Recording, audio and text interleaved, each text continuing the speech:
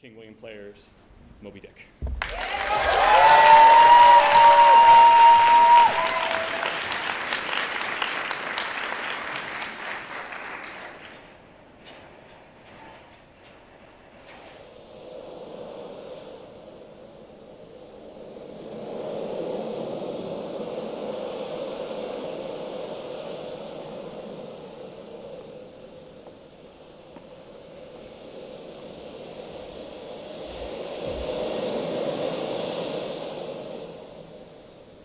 We compare land animals in respect to magnitude with those that take up their abode in the deep, we shall find they will appear contemptible in the comparison.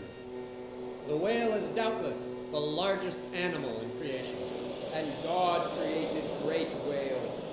Leviathan maketh a path to shine after it. One would think the deep to be horrid. The aorta now the Lord of the had whale prepared is larger a great in the bore fish to than the swallow main up pipe of the Jonah. waterworks at There go London the Bridge. ships. And There the is water that roaring in its Leviathan passage thou through hast that made pipe to play is therein. inferior in impetus and In that velocity day, to the blood the gushing Lord from the with whale's his heart. sore and great and By strong arts he created sword that shall great punish Leviathan, Leviathan, called a commonwealth, the piercing or state, serpent. which is but an Whales artificial in man. the sea, God's The whale is a mammiferous and animal, the phosphor without hind feet. gleamed in the wake of the whale Spain, as it a floundered great in whale the sea. stranded on the shores of Europe. Oh, the rare old Sometimes whale, the whale shakes its mid-storm tremendous and tail in the gale, air, in his which, ocean home, cracking like a whip, a giant in resounds might, to the distance where of might 3 is right, or 4 miles. and king of the boundless sea.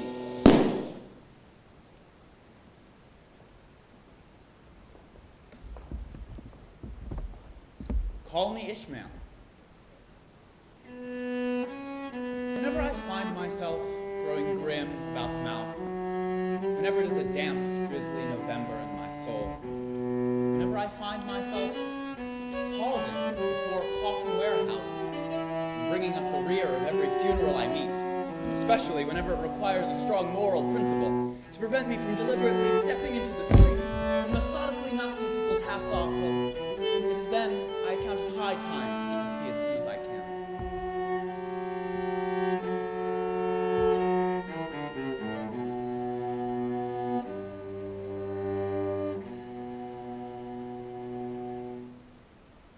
I always go to sea as a sailor, because they make it a point of paying me for my trouble, whereas they never pay passengers a single penny.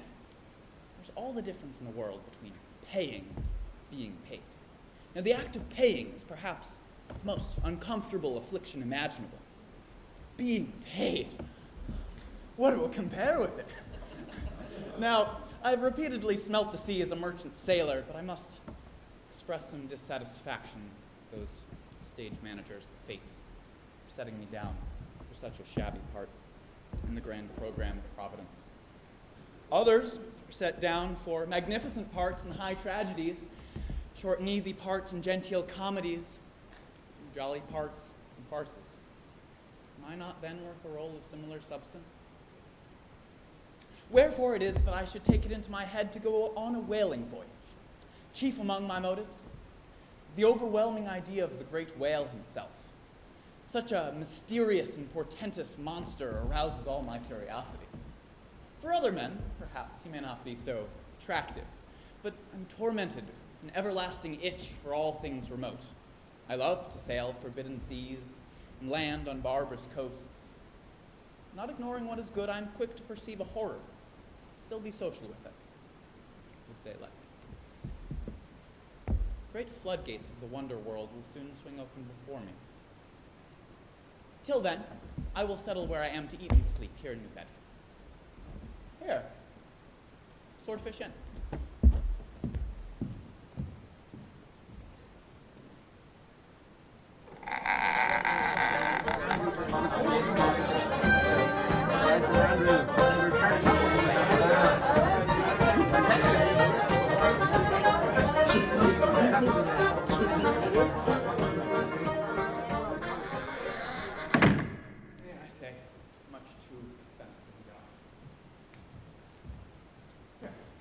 Crossed harpoons.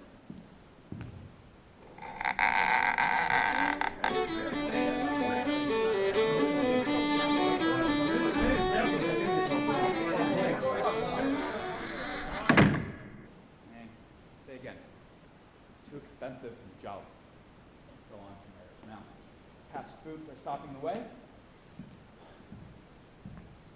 Here, the Spouter-Inn. Landlord Peter Coffin. Coffin. Spouter. Rather ominous in that particular connection, but they say it is a common name in Nantucket. I suppose this Peter here is an emigrant from there. I shall scrape the ice from my frosted feet, find out what sort of place this Spouter may be.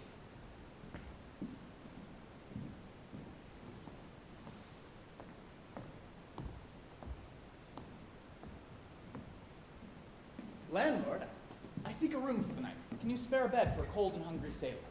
Alas, Scrimshander, we're all booked up. There's not a bed in the house unoccupied. That is, unless you've no objections to sharing a harpooner's blanket.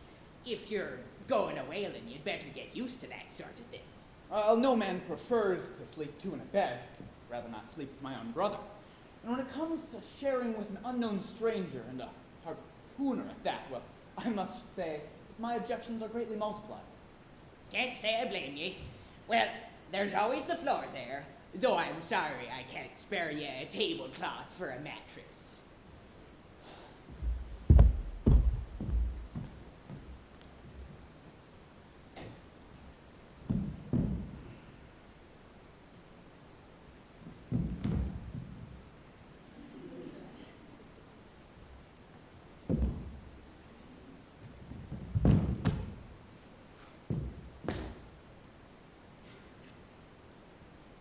What sort of chap is this harpooner, then?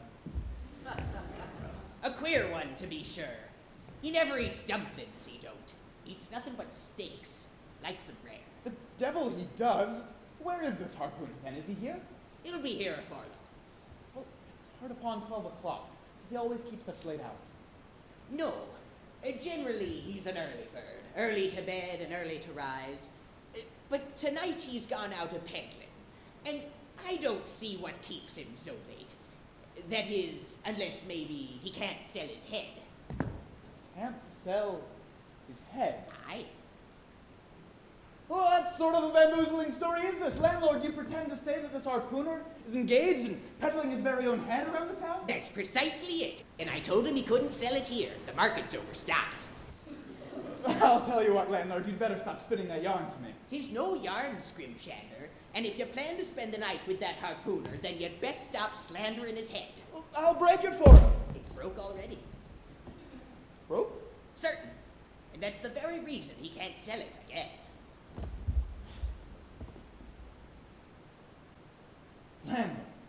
Landlord, you and I must understand one another, and without delay. You see, I come to your house, and I want a bed, and you tell me that you can only give me half of one, and that the other half belongs to a certain harpooner. And about this harpooner, whom I have not yet seen, you persist in telling me the most mystifying and exasperating stories. I now demand of you, speak out at once. Tell me who, what this harpooner is, and whether I shall be safe to spend the night with him. You will be very good to unsay that little story about selling his head, which if true I take to be good evidence that this harpooner is stark mad, and I've no intention of sleeping with a madman. And you, landlord, you, if you would make me do so unknowingly, you'd render yourself liable to a criminal prosecution. Well, that's quite a long sermon, Scrimshander. But be easy. This here harpooner I've been telling you of has just arrived from the South Seas, where he bought up a lot of embalmed New Zealand heads. He had 'em strung up on a string, like a string of onions, and he sold all of 'em but one, and that one he's trying to sell tonight, because tomorrow's Sunday, and it would not do to be selling human heads about the streets when folks are going to church. Well, what the devil am I to think of a harpooner engaged in such a cannibal business as selling heads the night before the Holy Sabbath? Share a bed with such a man besides. Depend upon it, landlord, this harpooner is a dangerous man. He pays his rent. But come, it's getting dreadful late. It's a nice bed, an almighty big bed. There's room for two to kick about in it. Besides, you won't see that harpooner tonight. He's come to anchor somewhere. Come along then.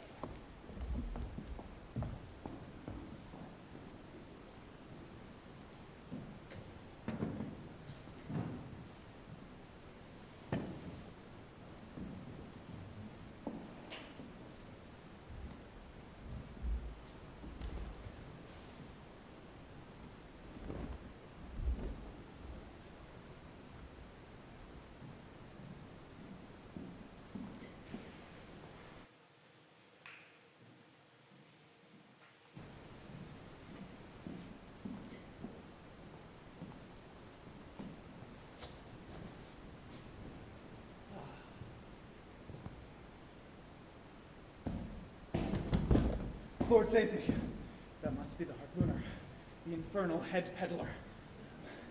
Shan't speak unless I'm spoken to, else he may take a liking to mine own head. Try to sell it Monday.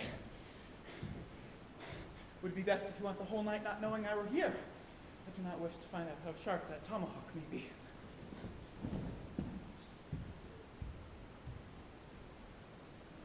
Good heavens! What a sight, such a face! He must have been in a fight, got dreadfully cut, and here he is, just back from the surgeon. No, wait a minute.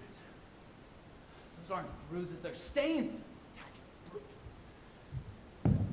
Worships an idol. Little statue, it may as well be a golden calf. He's no Christian, that's for certain. That song comes. It's not so unlike a Sunday hymn. This savage harpooner observes the Sabbath 8 hours early, so it seems.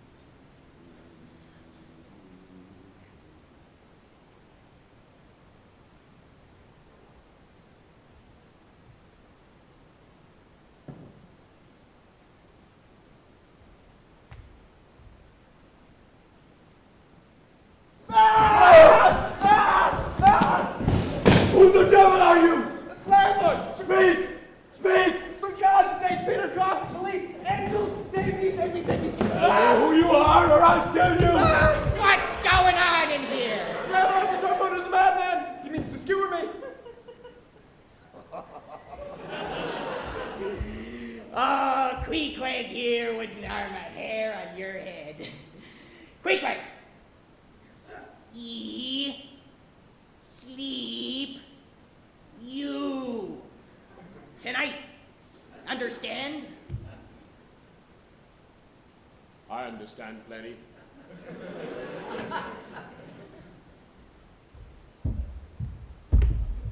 It's better to sleep with a sober cannibal than a drunk Christian, I suppose.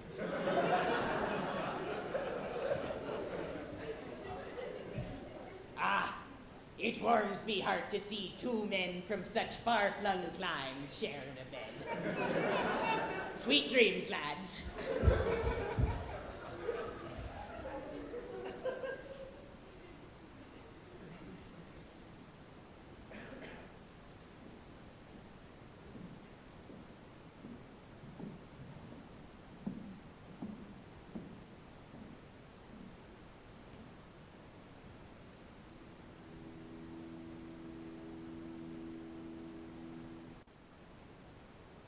Our hymns and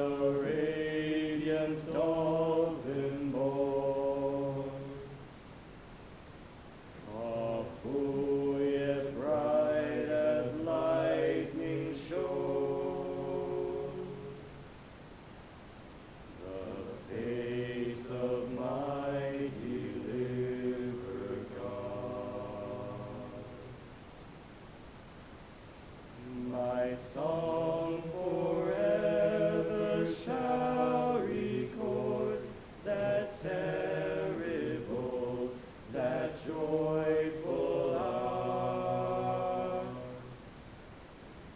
I give the glory to my God. His all the mercy and the power.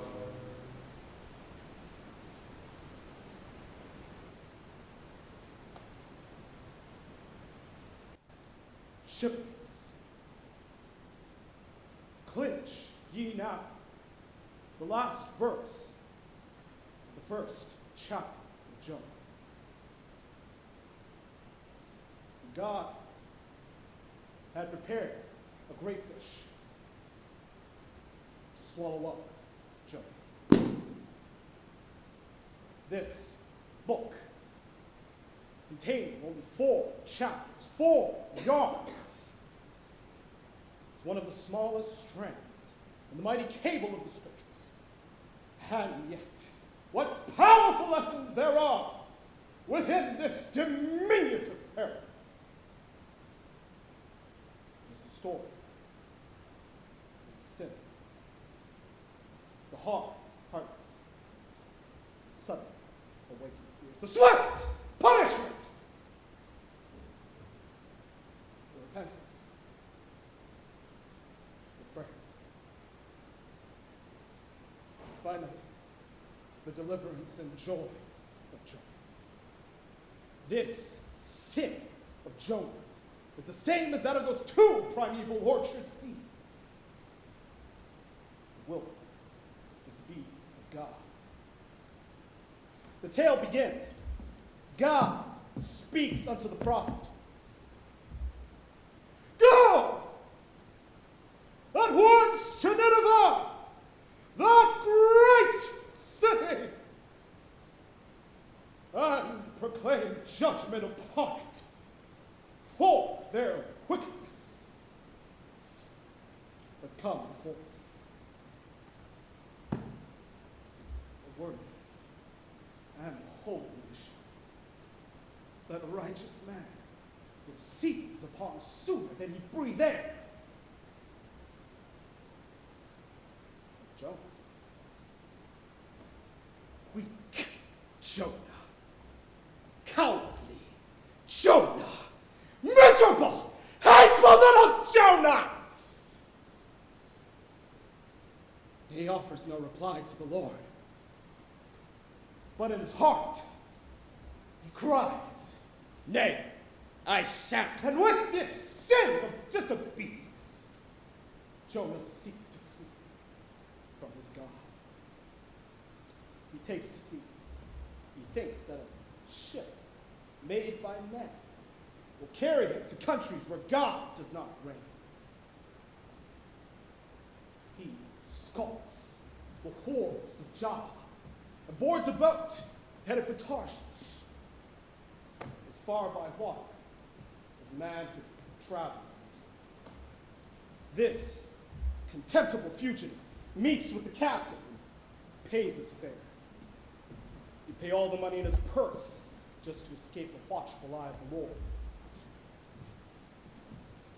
In this world ship, sin that pays its way can travel freely and without a passport. The captain puts Jonah down for passage and shows him to his room. And though the air was close, the walls of the chamber as crooked as the chambers of a sword, he soon falls under a deep stupor, like a man who bleeds to death. And now, the time of tide has come.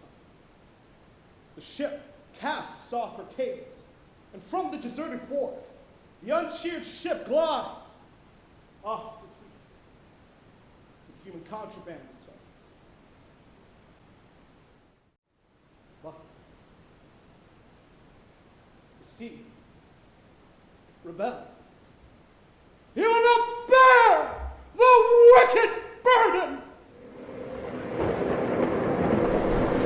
A dreadful storm comes on. The ship is left to break. The boatswain calls all hands to lighten her. Boxes, bales, and jars are clattering overboard. Oh, the wind is shrieking.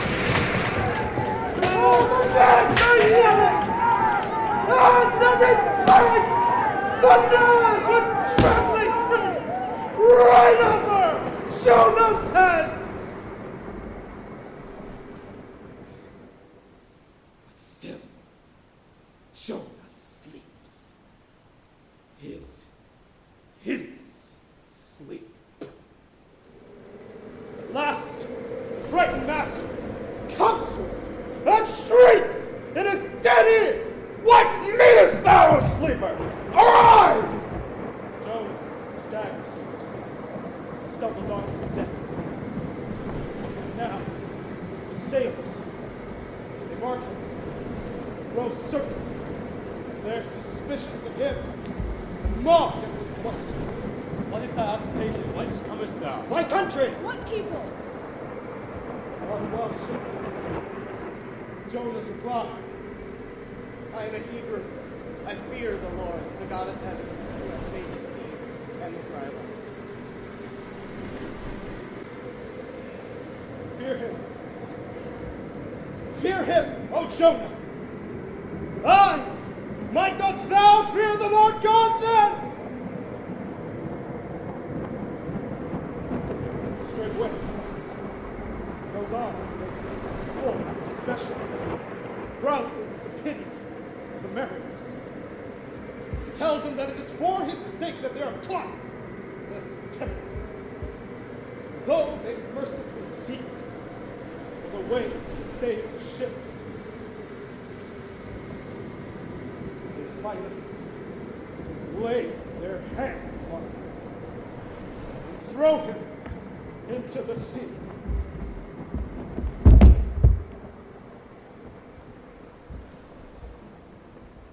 An instant, the oily calm flows out of the breeze, and the sea is still. Jonah is nowhere to be seen. For the instant that anchor, Jonah is dropped. He is locked behind the whale's ivory tail, cast into its belly. And now, Jonah prays unto the Lord. Observe his prayer and learn the weighty lessons. Sinner though he is, Jonah does not weep and wail for direct deliverance. He sees that his dreadful punishment is just, and he leaves all deliverance to God. His shipmate is true and faithful repentance, not clamorous for pardon, but grateful for punishment.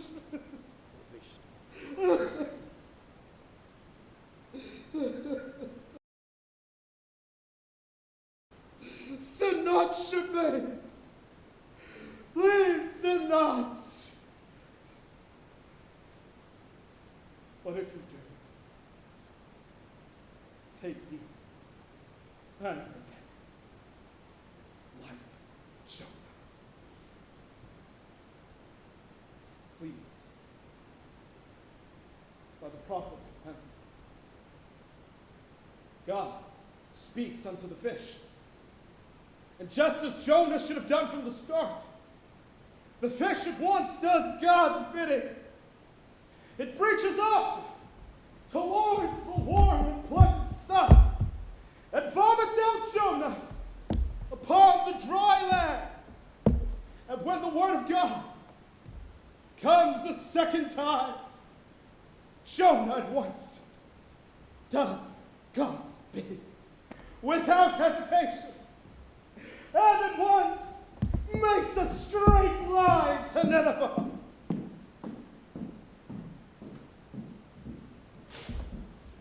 Now hark, shipmates, and mark well the lessons we may learn from Jonah's ordeal. Be mindful of that great cavernous belly that awaits ye, should ye flout the words of your God. Follow not those foolish sons of Amittai that ceaselessly spit their wretched bile at the Lord. For they will lead you straight down Leviathan's gully, and from there to the blackest pits of hell.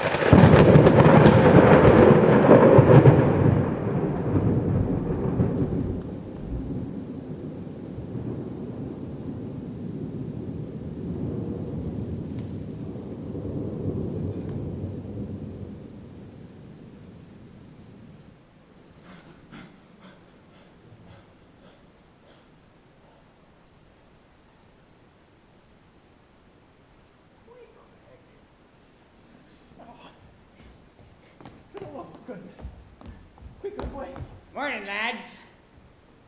Breakfast is served.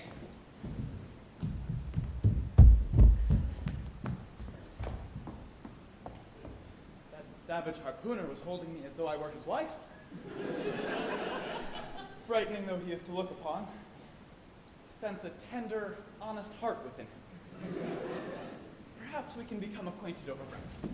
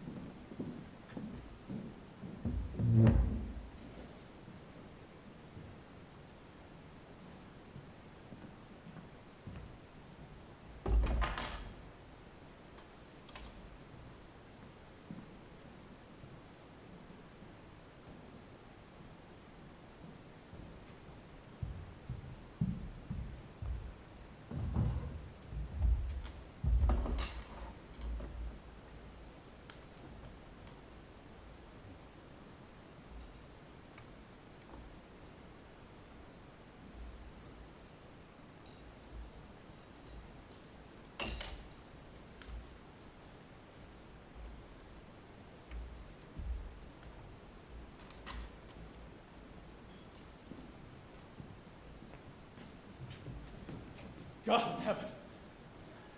Glenn was right. Coffee and hot rolls for Queequeg. Nay, only rare bloody steaks will do. Supposes he wishes those steaks were made of man instead of beef. No. Perish the thought.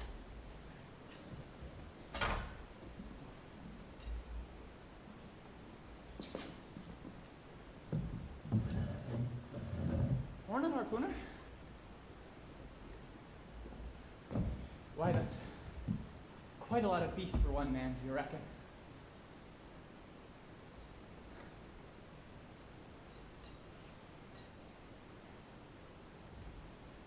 Fancy smoke, harpooner?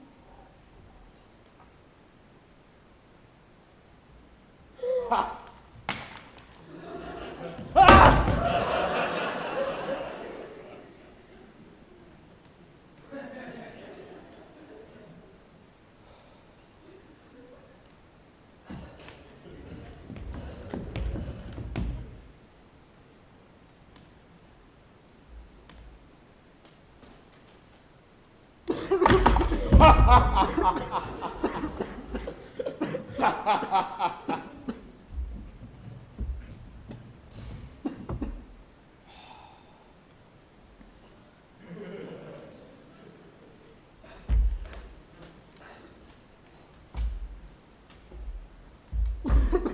Well,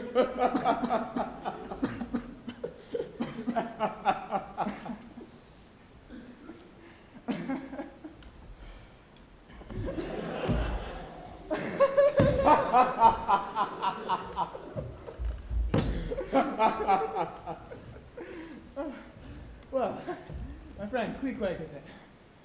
From what country do you hail? I mean, no offense.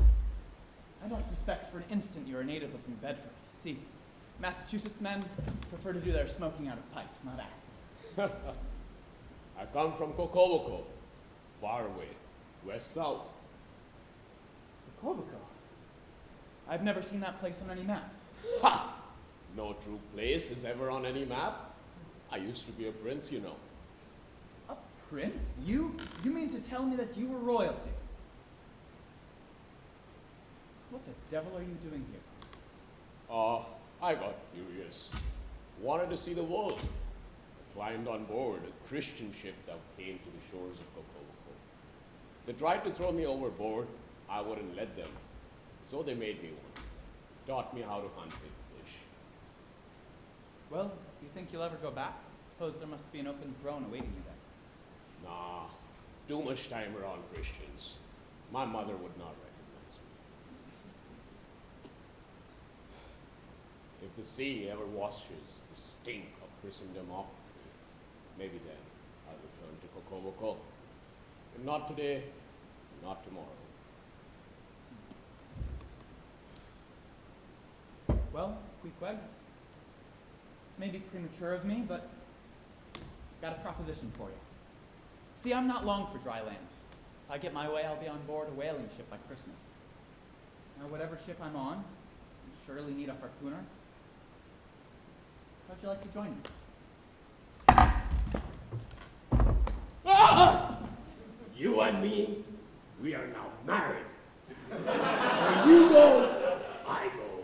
Where you eat, I eat. Where you sleep, I sleep.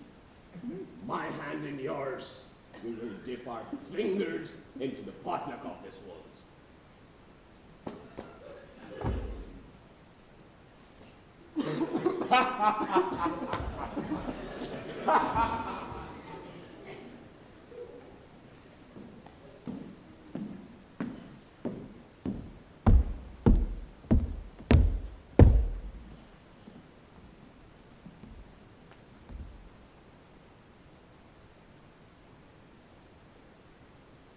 Lift him up and carry him along. Farmer and go far away. Stow him down where he belongs. Farmer and go far away. Ease him down and let him lay. Farmer and go far away. Screw him in and there he'll stay. Farmer and go far away. Stow him in his hole below. Farmer and go far away. And stay he must, but then he'll go. Farmer and go far away. Stow that sperm, boy, stow it down. Farmer and go far away. Let's get the hell from Nantucket town. Farmer and go far away.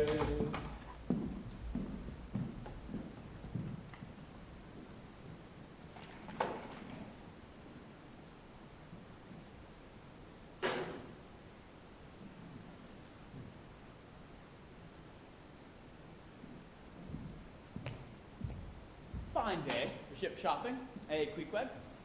I'm told 3 of these ships are whaling ships, set to roll out within a fortnight. The Devil Dam, Tidbit, and Pequod. Any of them catch your fancy? Jojo spoke to me after you went to bed last night. He told me you must be the one to pick our ship for us.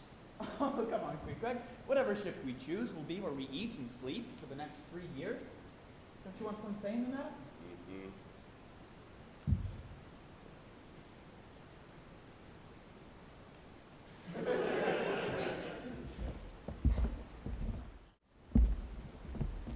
I am a good Christian, born and bred in the bosom of the infallible Presbyterian Church. Yeah, I am. How then can I encourage this heathen to worship some idol, give it the credence I would give to the Lord?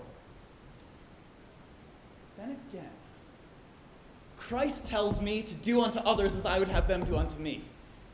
And I would have Queequeg here abandon his yojo and unite with me in Christian worship. Consequently, then, I must unite with him in yojo in worship and show no skepticism towards his little idol. Well now, Queequeg, I shan't disobey yojo. Power lies in my hands alone. By the power vested in me by the almighty yojo, I choose this Pequod. I see a man over there by the ship. Must be the captain. Well, Queequeg, let's go and see if he agrees with my choice.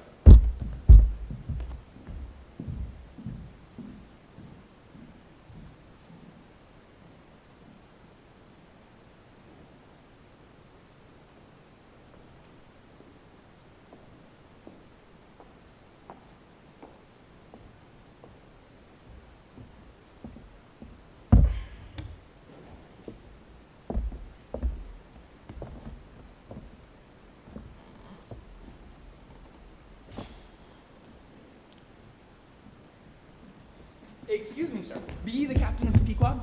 Supposing I be the captain of the Pequod, what dost thee want of him? We were thinking of shipping. Oh, thou wast thou? I was.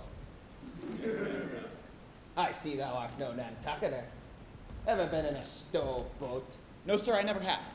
Don't know nothing at all about whaling, I dare say. Nothing, sir. But I've no doubt that I shall soon learn. You see, I've been on several voyages in the merchant service, and I think that would qualify me. Merchant service be damned! Speak not that lingo to me. See that leg? I'll rip that leg from thy stern if thou speaks of the merchant service again. I suppose now that I consider thyself proud of having served on those merchant vessels. But flukes! Man, what makes thee want to go away? Well, sir, I want to see what whaling is. I want to see the world. Want to see what whaling is, eh? Hast thou clapped eye on Captain Ahab? Who is Captain Ahab, sir? Aye, I thought so. Captain Ahab is the captain of this ship. I'm mistaken then. I thought I was speaking to the captain himself. Thou art speaking to Captain Pele, young man. I, with Ahab, am co-owner of this ship. But, as I was going to say, if you want to know what whaling is, I can put thee in a way of finding out before thou bindest thyself to it. Clap eye on Captain Ahab, and thou shalt find he has but one leg. Well, sir, was the other one lost by a whale? Lost by a whale? Young man, Come come here. here to me. Ah! It was devoured, chewed up, crunched by the monstrousest parmacetti that ever chipped a boat. Now tell me, do you yet feel inclined to go whaling? I do, sir. Very good. Now, tell me, art thou the man to pitch a harpoon down a live whale's throat and then jump in after him and to quit him? I am, sir, if it be absolutely indispensable for me to do. Good again. Now you said you wanted to see the world. Was that not what you said? I did, sir. Good. Let's take a step forward then and take a peep at the horizon. And then back and tell me what you saw. Well, what's the report? What'd you see? There's nothing much. Nothing but water. What think ye then of seeing the world? Do you wish to go round Cape Horn to see any more? Can't you see the world where you stand? Good sir, none of what you say can deter me from my mark. I'm set to go a whaling. Something in my soul demands it of me, and I am bound to obey that something, lest it resent me ere more. Well, thou mayest as well sign the papers. Come along with ye.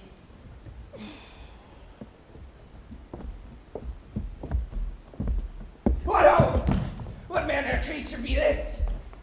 Young man, were ye aware that this behemoth were looming on deck while we had our little chat? That's Queequeg, sir.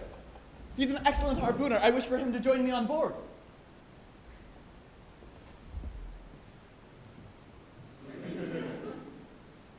Dost thou mean to mock me? This man is no man but a Caliban, a savage, a cannibal, a Philistine at any rate. I shan't have him board this ship till he assures me he's no threat to the spiritual sanctity of the Pequod. Spiritual sanctity, sir? Suppose our ship's annihilated on the open ocean by some demon of the deep. Will the Lord permit the wretched Pequod soul to enter paradise, if some part of it be still heathenous, especially a part as large as this? Thou, son of darkness, art thou at present in communion with any Christian church? Good, sir. Queequeg is no heathen. He's a member of the First Congregational Church of New Bedford, Queequeg is. What? How long hath he been a member? Not very long, I guess. He hasn't been baptized. Else the font would have washed that devil's blue off his face.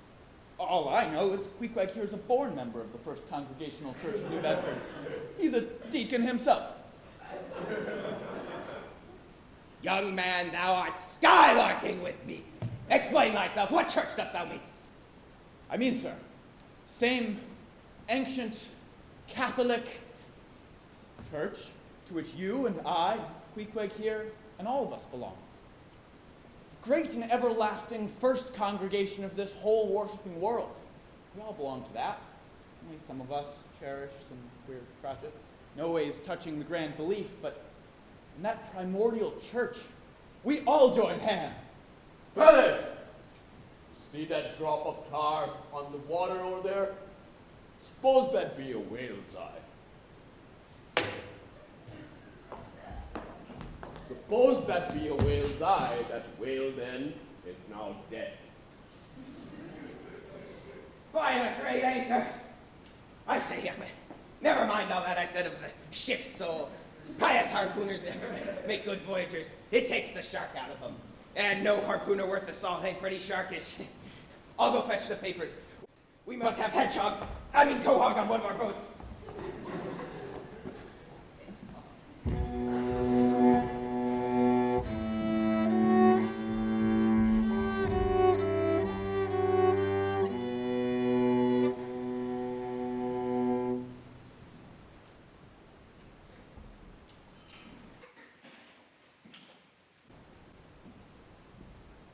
Shipmates, Ah! have you shipped in that ship? Come again, stranger? Have you shipped in her? You mean the ship Pequod, I suppose? Aye, the Pequod, that ship there.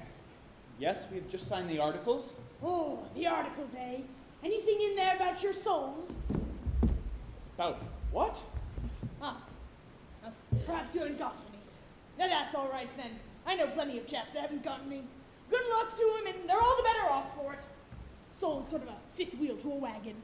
What are you jabbering about, old fool? He's got more than enough, though, to make up for all deficiencies of that sort in other chaps. Come on, Queequeg, let's go. This fellow has broken loose from somewhere.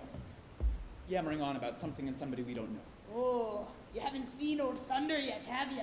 Who's Old Thunder? Captain Ahab. Among some of us old sailor chaps, he goes by that name. But you haven't seen him yet, have you? No, we haven't. He's sick, they say, but he's getting better.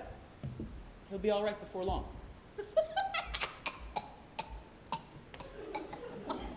Right again before long. Look here. When Captain Ahab is all right, then this eye of mine will be all right. Not before. What do you know about him? What did they tell you about him? Say that. Well, they didn't tell much of anything. Only that he's a good whale hunter and a good captain to his crew. 'Tis true, both true enough, but you must jump when he gives an order, step and growl, growl and go. That's the way it is with Old Thunder.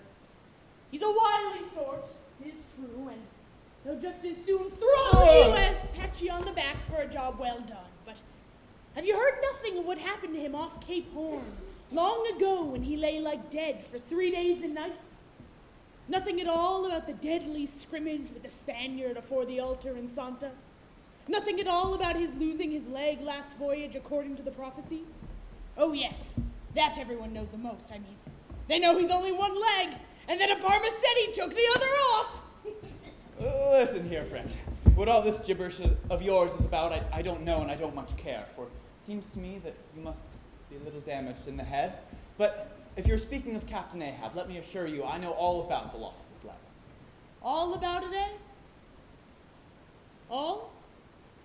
Pretty sure. You've signed, have you? Name's down on the papers? Oh well. What's signed is signed, and what's to be will be. It's all fixed and arranged, and some sailors or all must go with him, I suppose. God pity him. Well, morning to you, shipmates. May the ineffable heavens bless you. Oh, when you get there, tell him I've concluded not to make one of them. Listen here, friend. If you have something important to say, then out with it. But if you're just trying to bamboozle us, you're mistaken in your game. It's the easiest thing in the world for a man to look as if he's got a great secret in him. Morning to you, shipmates. I'm sorry I stopped you. How come you to be so placid, Queequeg? If I had that harpoon in my hand, I'd have skewered the old loon. Ah, he's no madder than any other Christian I've met. Think you so? And half of that stuff he said about Captain Ahab, I mean, some of it's true. I must admit I'm a mite afeard to board the Pequod. Nothing but a humbug trying to be a bugbear. It's nothing more. Ah, you're right, Queequeg. Let's go fill our mouths with chowder and wash away the sour taste of that encounter.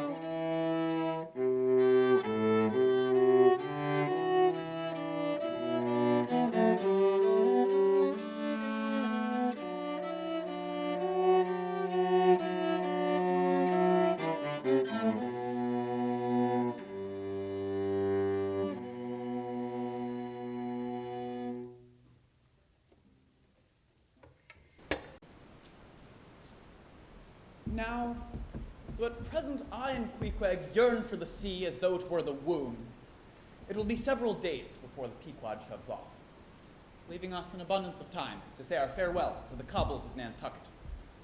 There's no telling how long it will be before a whaling ship may embark, since it will be 3 years before it returns to port. Whaling vessels are the most exposed to accidents, injuries of every sort, and especially to the destruction and the loss of the very things upon which the success of the mission most depends. Hence, the spare boats, spare spars, spare lines and harpoons, spare everything's almost. That is, except for a spare captain and a duplicate ship. Still, no sign of Captain Ahab. All I do know of him is that he's short one leg. Imagine that. What but a deep love of the sea, a deeper hatred of dry land. Drive a man to hunt whales when he has only one boot to stamp on deck. I'm anxious to clap eyes on such a remarkable sounding man, but no luck. They tell me he's expected on board any day now. Yet he remains as obscure as a wood nymph. I must admit, freely, I do but half fancy being committed to so long a voyage without once having laid eyes on the man who is to be absolute dictator of it. But it sometimes happens that when a man suspects any wrong, he insensibly strives to cover up all suspicions thereof, even from himself. And much this way it shall be with me. I shall say nothing, and try to think nothing.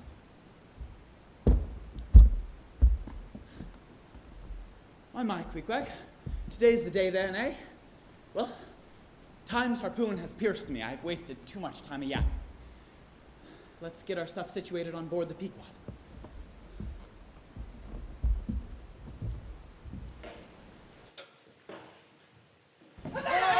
Going aboard, shipmates!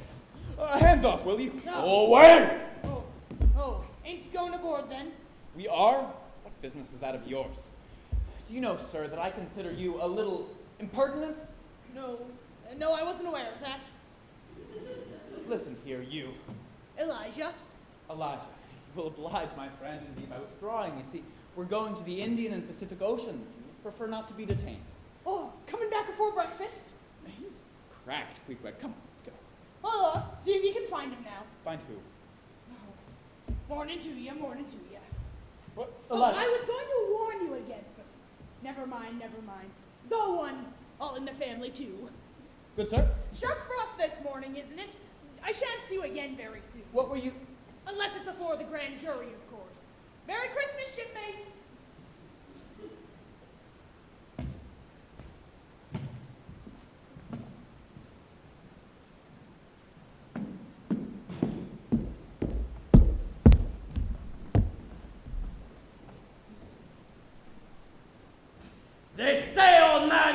horse will die. They say so and they hope so. Oh, poor old man, your horse will die. Oh, poor old man. For 30 days I've ridden him. And they say so and they hope so. And when he dies, I'll tan his skin. Oh, poor old horse. And if he lives, I'll ride him again. And they say so and they hope so. I'll ride him with a tighter rein. Oh, poor old horse. It's up aloft the horse must go. And they say so and they hope so. We'll hoist him high and bury him low. Oh, poor old horse.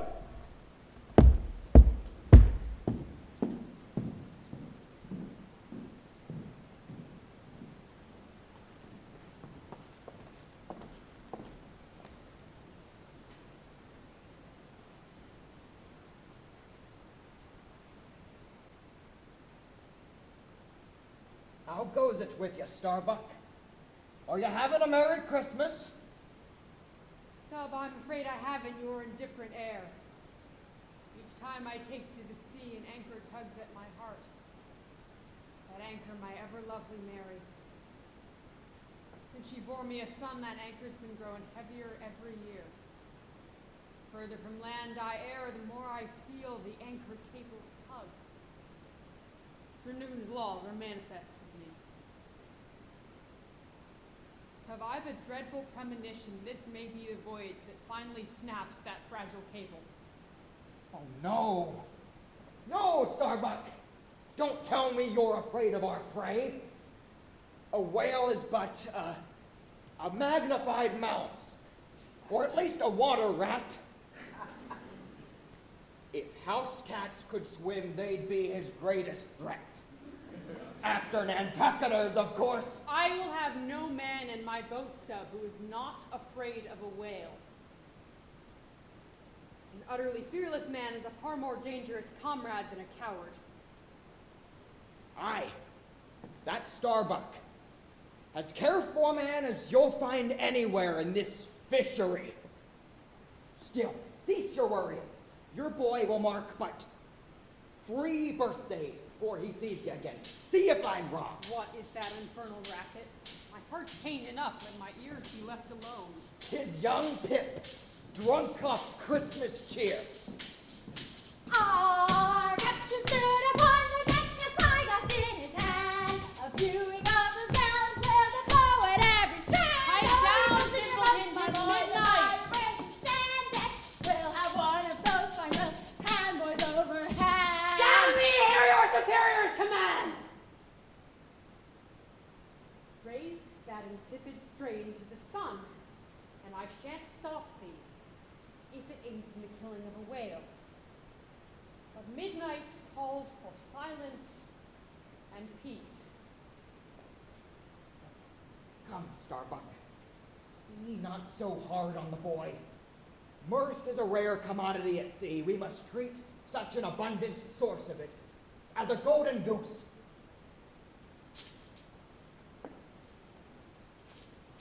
Off to bed with you now, young Pip. Father Christmas shall be visiting your hammock within the hour. And when we see our first whale, I shall have ye in my boat, clanging on this tambourine to keep the rhythm of our hearts. Off with you. Shoot! Avast, shipmates. Avast, calf! Calf, what mean you by that remark, you scoundrel? Scoundrel!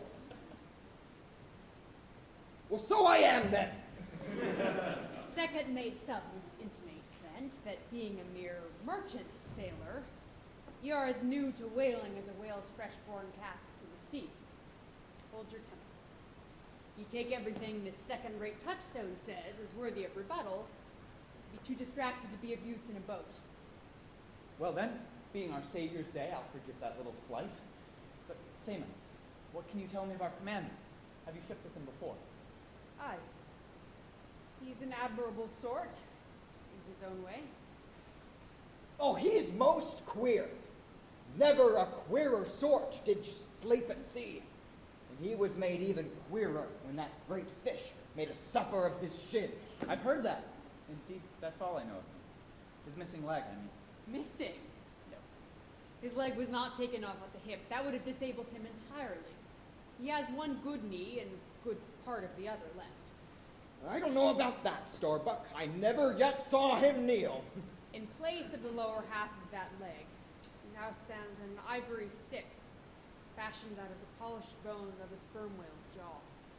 It's a ghoulish thing, but it gleams wonderfully in the noonday sun. It does a fine job of keeping him upright. May well be the soundest part of him. I had the queerest dream last night about the old man's ivory leg.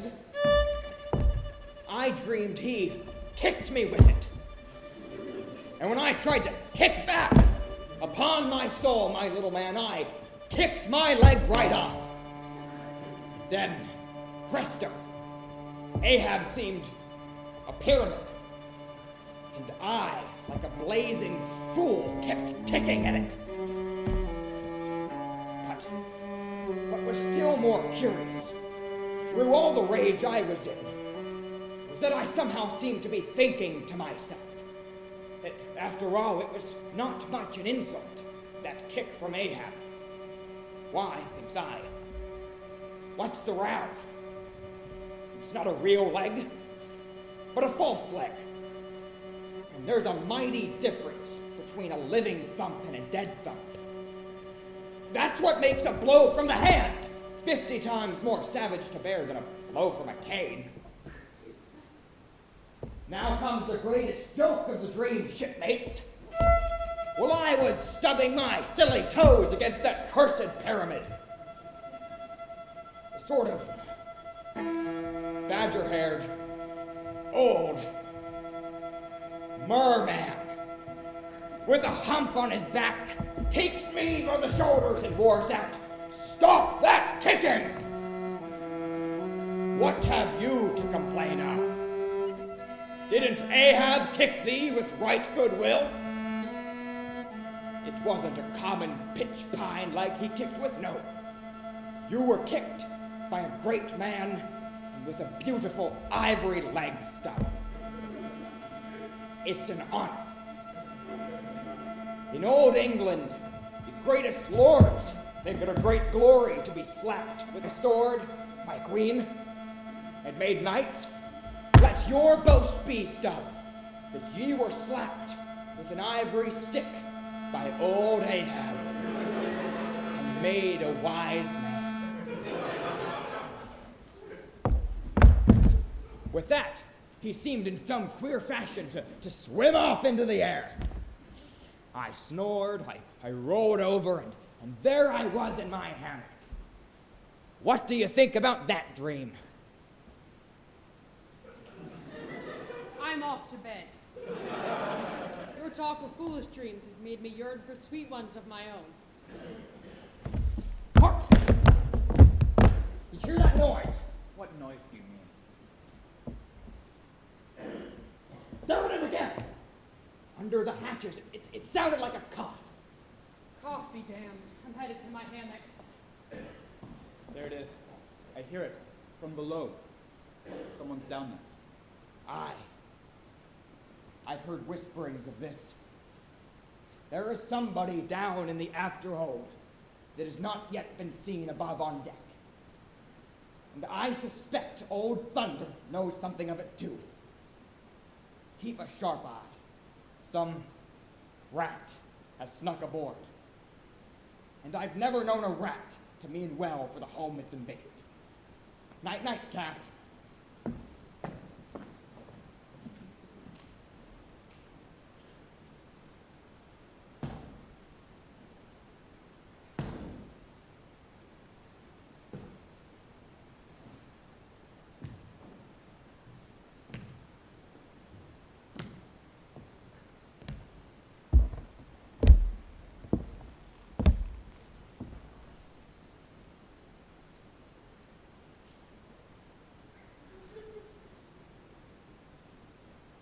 How now? This smoking no longer soothes. Oh, my pipe. Hard must it go with me if thy charms be gone. Here have I been unconsciously toiling, not pleasuring. Aye, and smoking to windward all the while. To windward, and with such nervous whiffs as if, like the dying whale, my final jets were the strongest and fullest of trouble. What business have I with this pipe? This thing meant for sereneness, to send up mild white vapors among mild white hairs, not among torn iron gray locks such as mine. I'll smoke no more.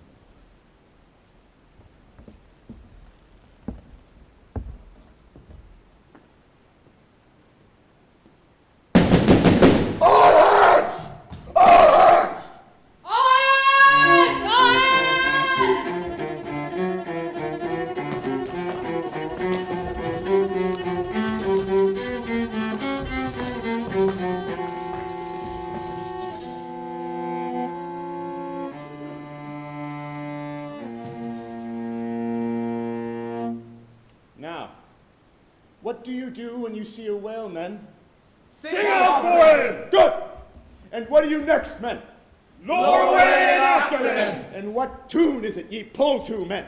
A dead whale or a stone boat! Oh, what a fine bunch of sailors you are.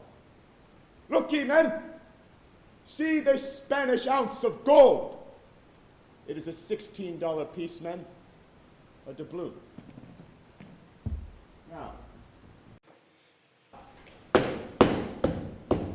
look ye, whosoever of ye raises me a white-headed whale, with a crooked jaw and a wrinkled brow, with 3 holes punctured in his starboard fluke, look ye, whosoever of ye raises me that same white-headed whale, he shall have that gold ounce. Huzzah! Huzzah! It's a white whale, I say! Look sharp for white water, skin your eyes for a men. If ye see but a bubble, sing out!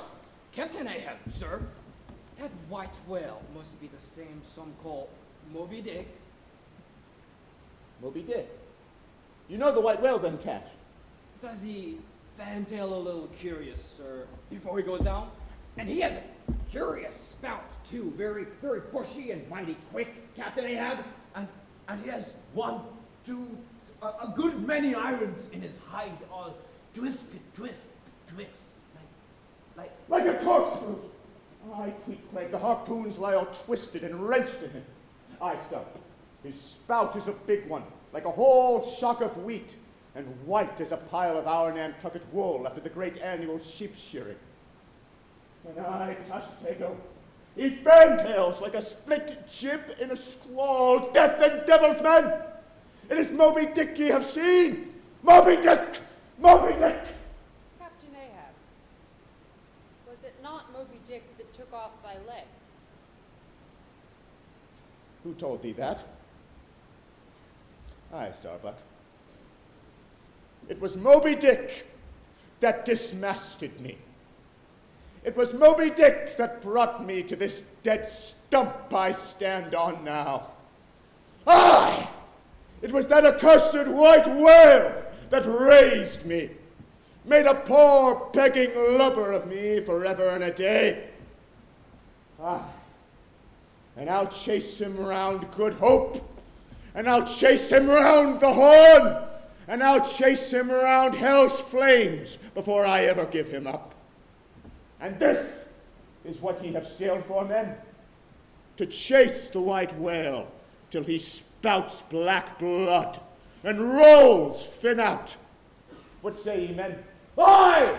Aye! A sharp eye for the white whale! A sharp lance for Moby-Dick! A sharp eye for the white whale! A sharp lance for Moby-Dick! A sharp eye for the white whale! A sharp lance for Moby-Dick! Sing! Sing, ye noblest breed of sailors. Have you ever heard so sweet a tune? Death to Moby-Dick. God hunt us all if we do not hunt Moby-Dick to his death.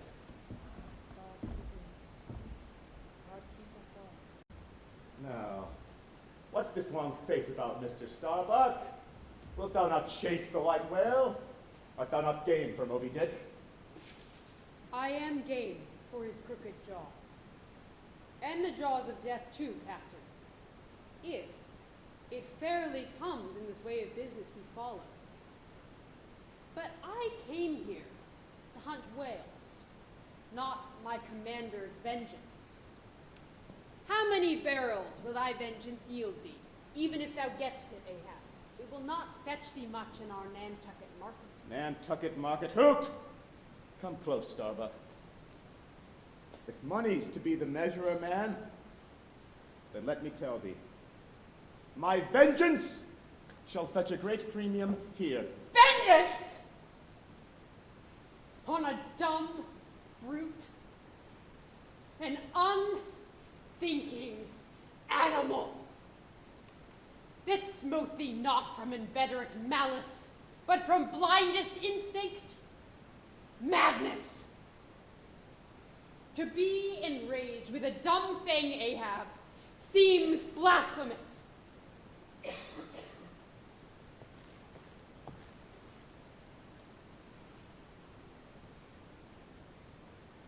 Blasphemous?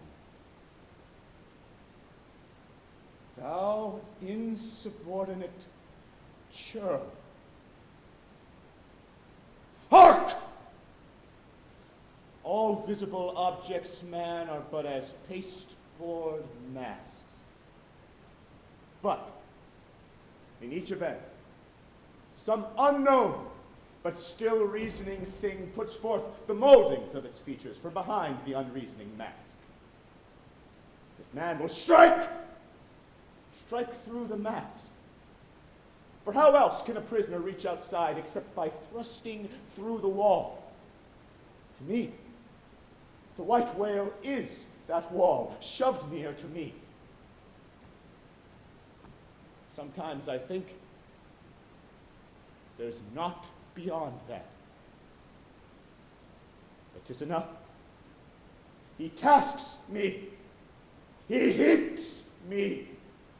In him I see an outrageous strength with an inscrutable malice sinewing it.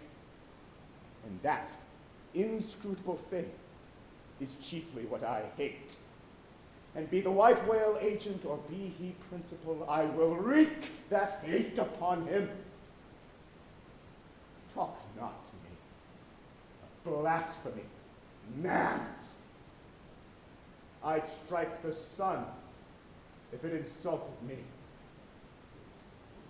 Take off thine eye! More intolerable than fiends' glorings is a doltish stare. So, thou reddenest and thou palest. My heat has melted thee to anger glow. But look ye, Starbuck, what is said in heat, that thing unsays itself. There are men from whom warm words mean no small indignity. I meant not to incense thee.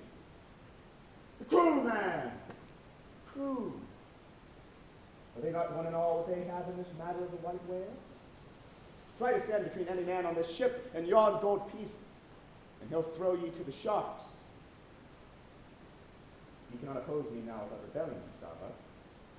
The deed is done. The die is cast.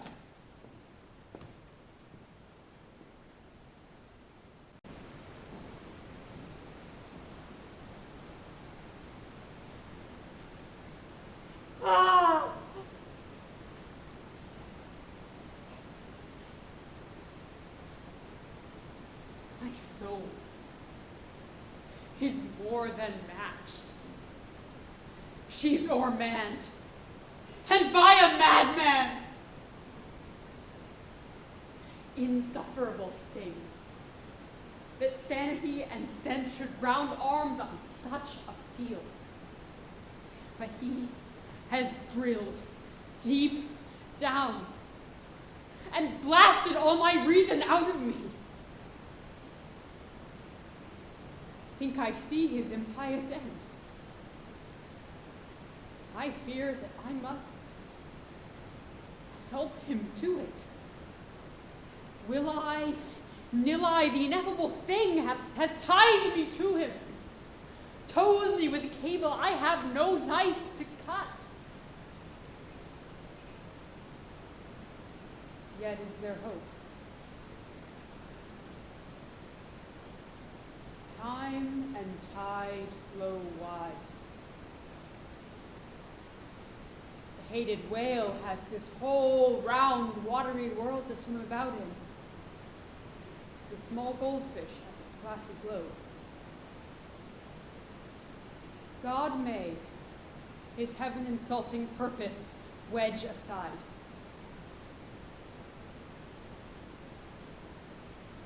I would apart, were it not like lead. God help thee, old man. Night thoughts have created a creature in me, and he who by intense thinking thus makes of him a Prometheus, a vulture feeds upon that heart forever. That vulture, the very creature he creates.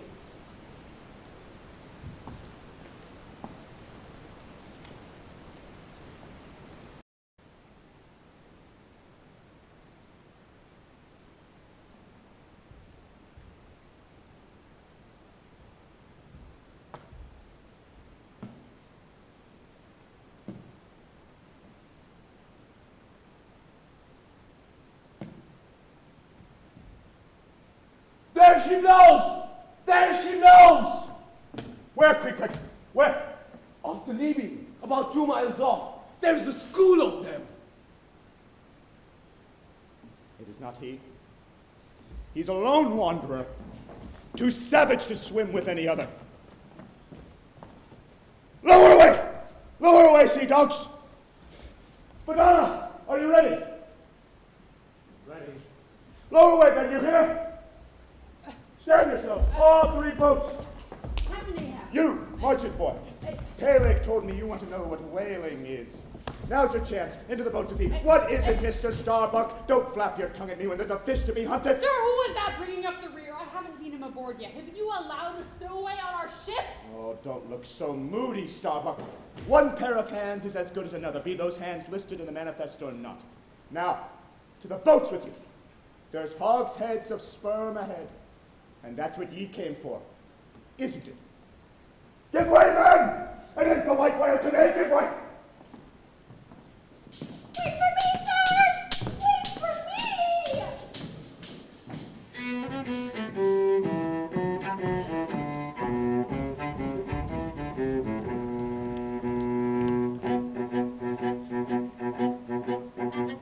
The captain stood upon the deck, espied a sailor's hand. Of his gallant whales and blowing at every strand.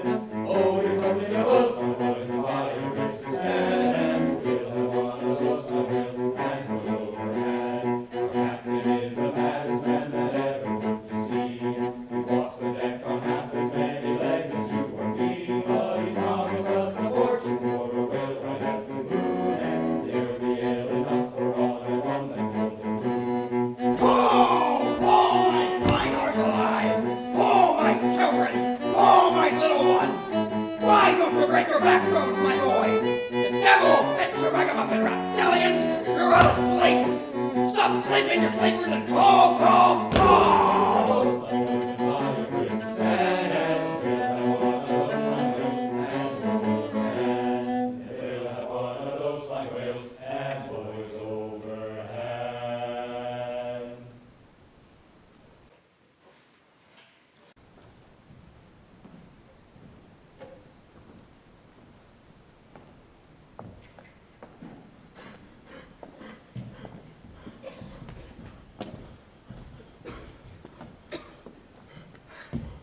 Stop. Where's Pip? He was in your boat, was he not? Oh, Pip. I'd almost forgot that charming young innocent. He's a damn good friend to a drunkard, but not half fit for a whaling boat. The fish we were chasing gave us a rap with his tail, knocking Pip from his seat and entangling him in the slack. Well, our prey was off like a shot, and poor Pip was pinched as thick as honeycomb. he would have been choked if Tash hadn't cut him and the fish loose. Now I told him nicely as I could, stick to the boat, Pip, or by the Lord I won't pick you up if you jump. Mind that. Now, soon as we sank our hooks in another one, foolish Pip jumped again. Well, let me never be called a liar. I was true to my word and left Pip bobbing up and down in the sea like a buoy. There's no boat for him to jump from now. You are a cruel man, Stubb. Tash, help me lower the boat. Miserable Pip shan't pay for the pride of stubborn Stubb. Oh, don't bust an ankle hurrying. 'Tis a beautiful, bounteous blue day. Pip's merely enjoying an afternoon bath. Queequeg, my fine friend, does this sort of thing often happen? I've seen many men lost overboard. Whaleboats weed out the weak. Well then, if there be paper and ink in the hold, I think it meet now to go down below and draw up a rough draft of my will. Queequeg, you shall be my lawyer, executor, and legatee.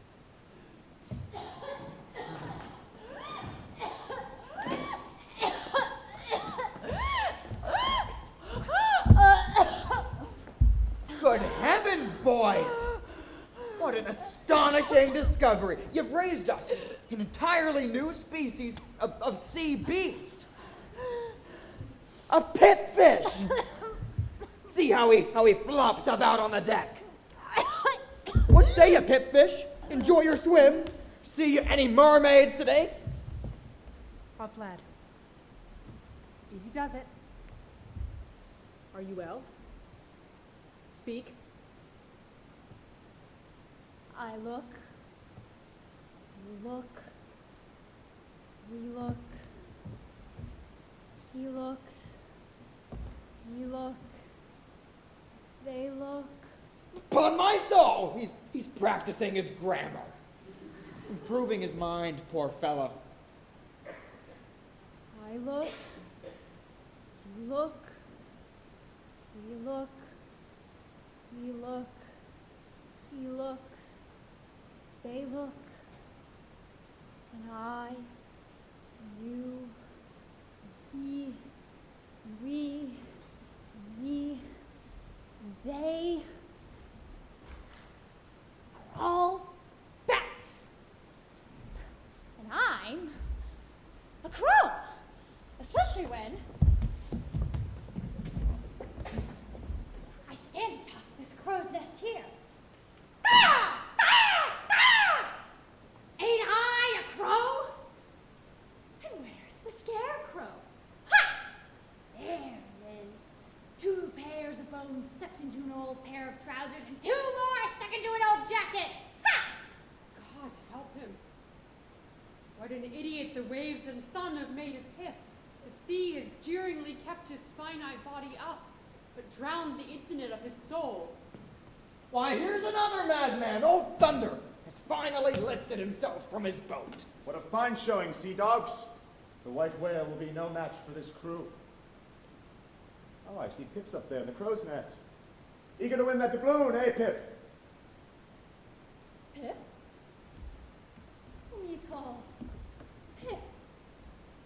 Pip jumped from the whaleboat. Pip's missing. Let's see if you haven't fished him up here yet, fisherman. There's his arm. Just breaking water. It drags hard. I guess he's holding on. A hatchet! A hatchet! Cut it off. We all know cowards here. Captain Ahab, sir! There's Pip trying to get on board again! Peace, thou crazed loon! You need rest! The greater idiot ever scolds the lesser. Hands off from that holiness. Now, where sayest thou Pip was, boy? Astern. Low, low. And who art thou, boy? I see not my reflection in the vacant pupils of thy eyes. Who art thou? Bellboy, sir. Ship's crier. Ding, dong, ding. Pip,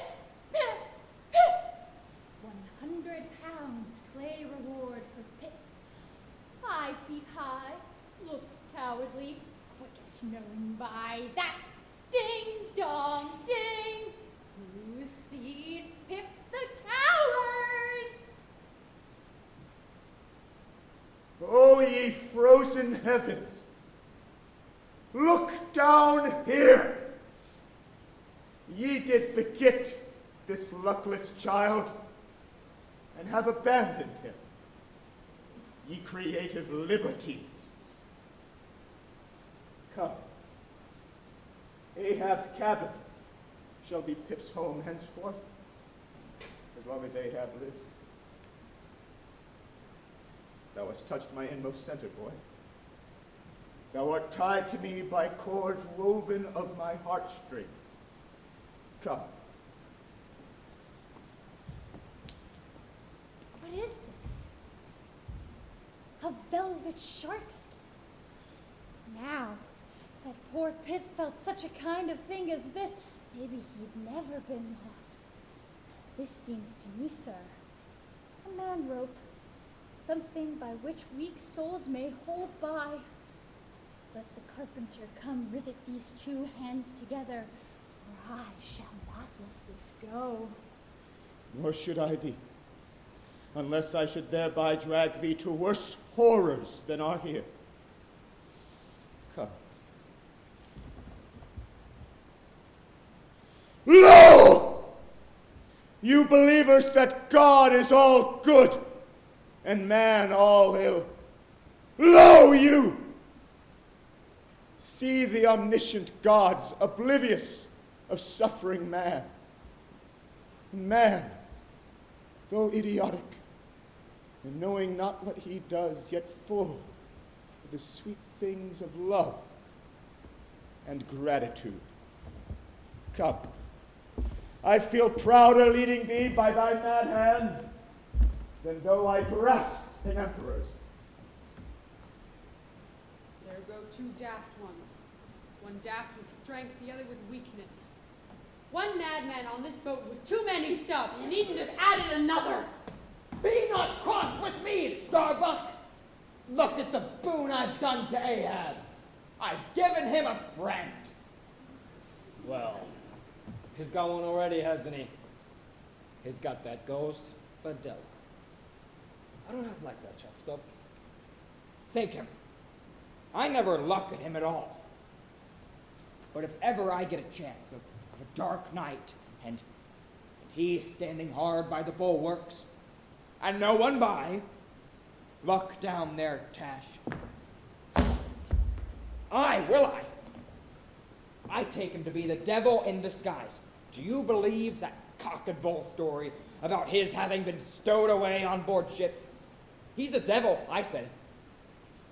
The only reason why you don't see his tail is because he keeps it tucked away. He carries it coiled away in his pocket, I guess. What does the old man have so much to do with him anyways? I don't know, Tash. But the devil is a curious chap.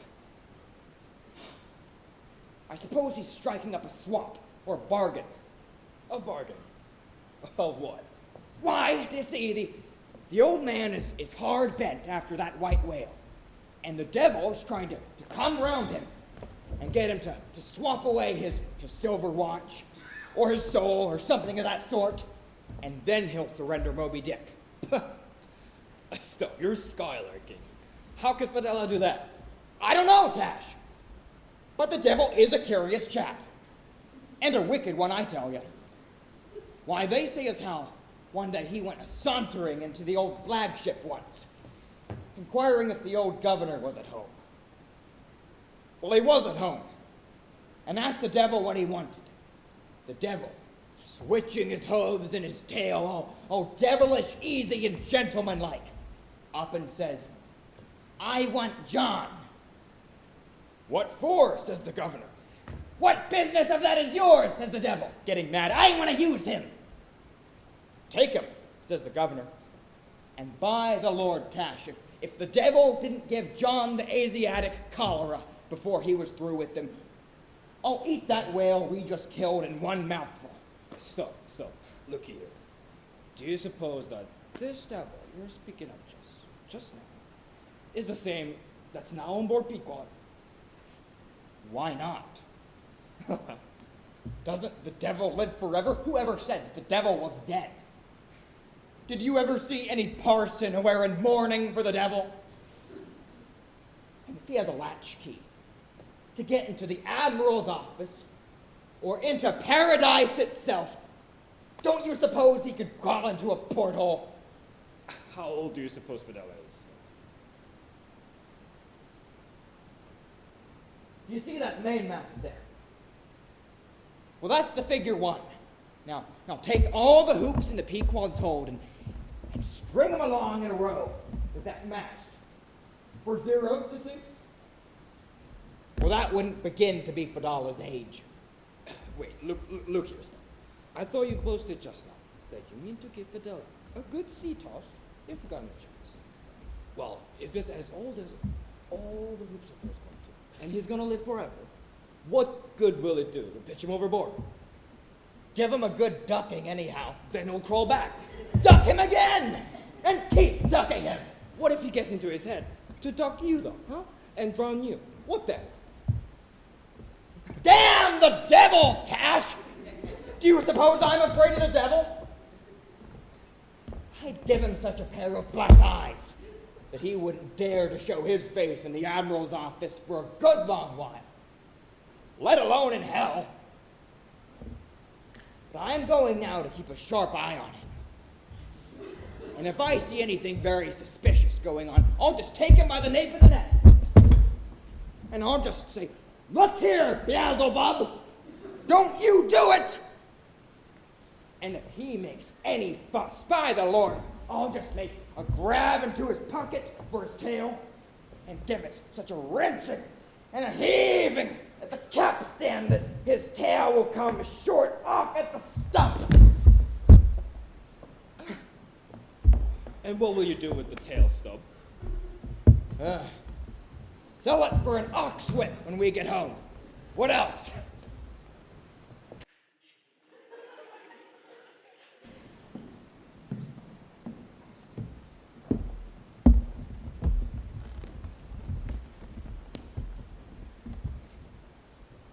Ring down below. Oh, ring down, everybody. Ring down below. Oh, ring down, I tell ya. Ring down below. Oh, ring down, yes, I meet up with the devil. Ring down below. Yes, I meet up with the devil, beat the hell out of the Bible. Ring down below. Oh, ring down, I tell ya. Ring down below. Oh, ring down, I tell ya. Ring down below. Oh, ring down, yes, I meet up with the devil. Ring down below. Yes, the devil, he tell me he praying for the sinners. Ring down below.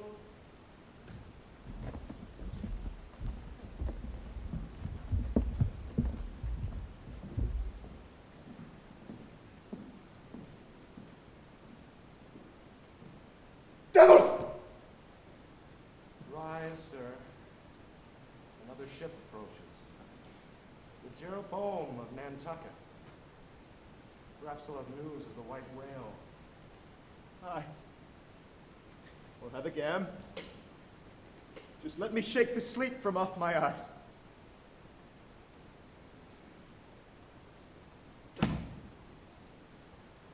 I have dreamt it again. Dreamt what, sir?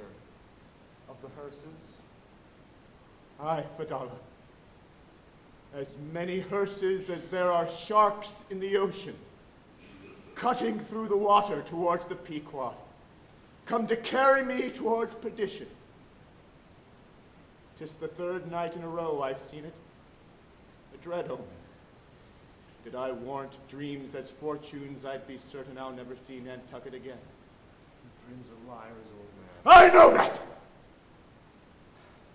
My word is stronger than any night vision. And I have already made 2 oaths which I shan't break. That I shall yet slay Moby-Dick, and that I shall survive it. Take another pledge, old man. Hemp only can kill thee, and though it come to the last, I shall go before thee still as thy co-pilot. Hemp. The gallows, ye mean? I'm immortal then. On land and on sea. Immortal! On land and on sea. Come! Let's see what this Jeroboam has to say to us.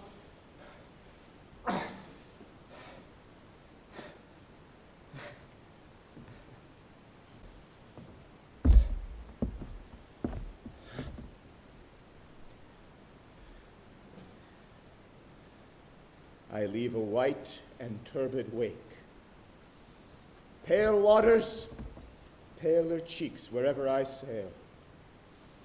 The envious billows sidelong swell to whelm my track. Let them. But first, I pass. Let fear of death hinder me no more, for as long as Fedallah lives and I steer clear of the noose, I needn't fear my hunt for the white whale will be cut short. Besides, what a great body Moby-Dick must bite through if he is to be Ahab's end. For every member of this ship is but one of my limbs, an extension of me, for they all do my bidding alone. 'Twas not so hard a task.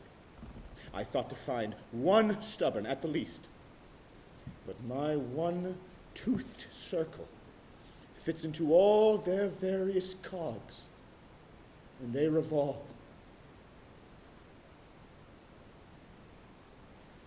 They think me mad. Starbuck does. But I'm demoniac. I am madness maddened. That wild madness that's only calm to comprehend itself. Now, the prophecy was that I should be dismembered, and I lost this leg.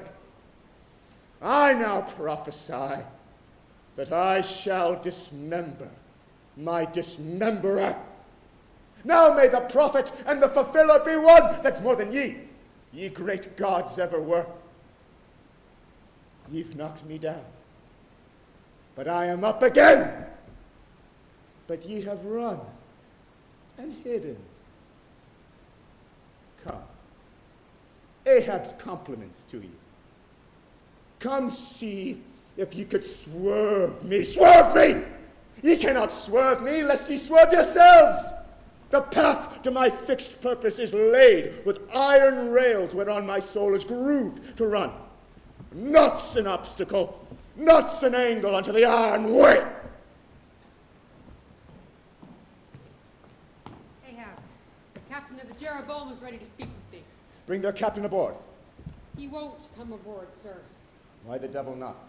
Because, Pegleg, the good ship Jeroboam is swarmed all o'er with pestilence. Are you this ship's captain? Captain? I am no mere captain. I am the Archangel Gabriel, and it is by my hand that the Jeroboam's crew is racked with fever. They tried to throw an agent of the Lord overboard, and this is their penance. Hello, sir. I am Captain Mayhew of the Jeroboam. The vast Mayhew. I am Captain Ahab of the Pequod. Now, why don't you get rid of this blithering idiot? Hold thy tongue, Pegleg, or thou shalt feel my wrath. I daren't, sir, nor any of my crew. Gabriel has the power of the Lord behind him. He commandeered the ship a month ago, and now I am no more its leader than the rats in the cargo hold. My men, they pray to him at sunrise and before bed. We are at his mercy. He says this plague will end when he pleases. I fear not thy epidemic, man. Come on board. Think of the fevers, yellow and bilious. Beware the horrible plague. I daren't, sir. Fine. I've one topic of inquiry in any case. Hast thou seen the white whale, Moby-Dick? Think of thy whaleboat, stoven and sunk. Beware the horrible tale. Aye, sir. And I pray we never see him again. Gabriel warned us not to engage the white whale. He told us he was no less a being than the Shaker god incarnate. But First Mate Macy burned with an ardor to encounter him, and he persuaded 5 men to man his ship, despite my protests and Gabriel's curses. With them, he pushed off, and after much weary pulling, he at last succeeded in getting one iron fast in the great whale's hide. But as he stood essaying to get a fair chance for his poised lance low, a broad white shadow rose from the sea. By its quick fanning motion, it temporarily taking the breath out of the bodies of the oarsmen. The next instant, the luckless mate, so full of furious life, was smitten bodily into the air, and making a long arc in his descent, fell into the sea. Not a chip of the boat was harmed, nor a hair on any oarsman's head. But Macy was forever sank. Think of the blasphemer! Dead! And down there! Beware the blasphemer's end! Which direction was he headed last? Surely you're asking so you can head the opposite direction. You're not thinking of hunting him, are ye? I am. Now which way heading? Southeast, if thou must know, but I prithee, seek him not. I'll do as I please. Oh, Captain, I just bethought me of my letter bag. I believe we've received a letter for one of thy officers. Starbuck?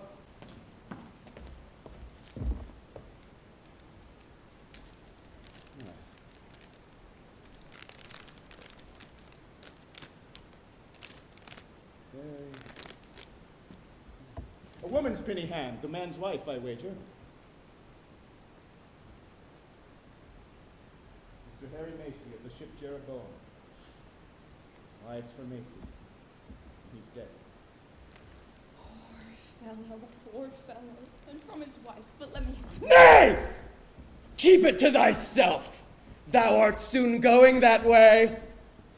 Curses throttle thee! Mayhew, stand by to receive the letter.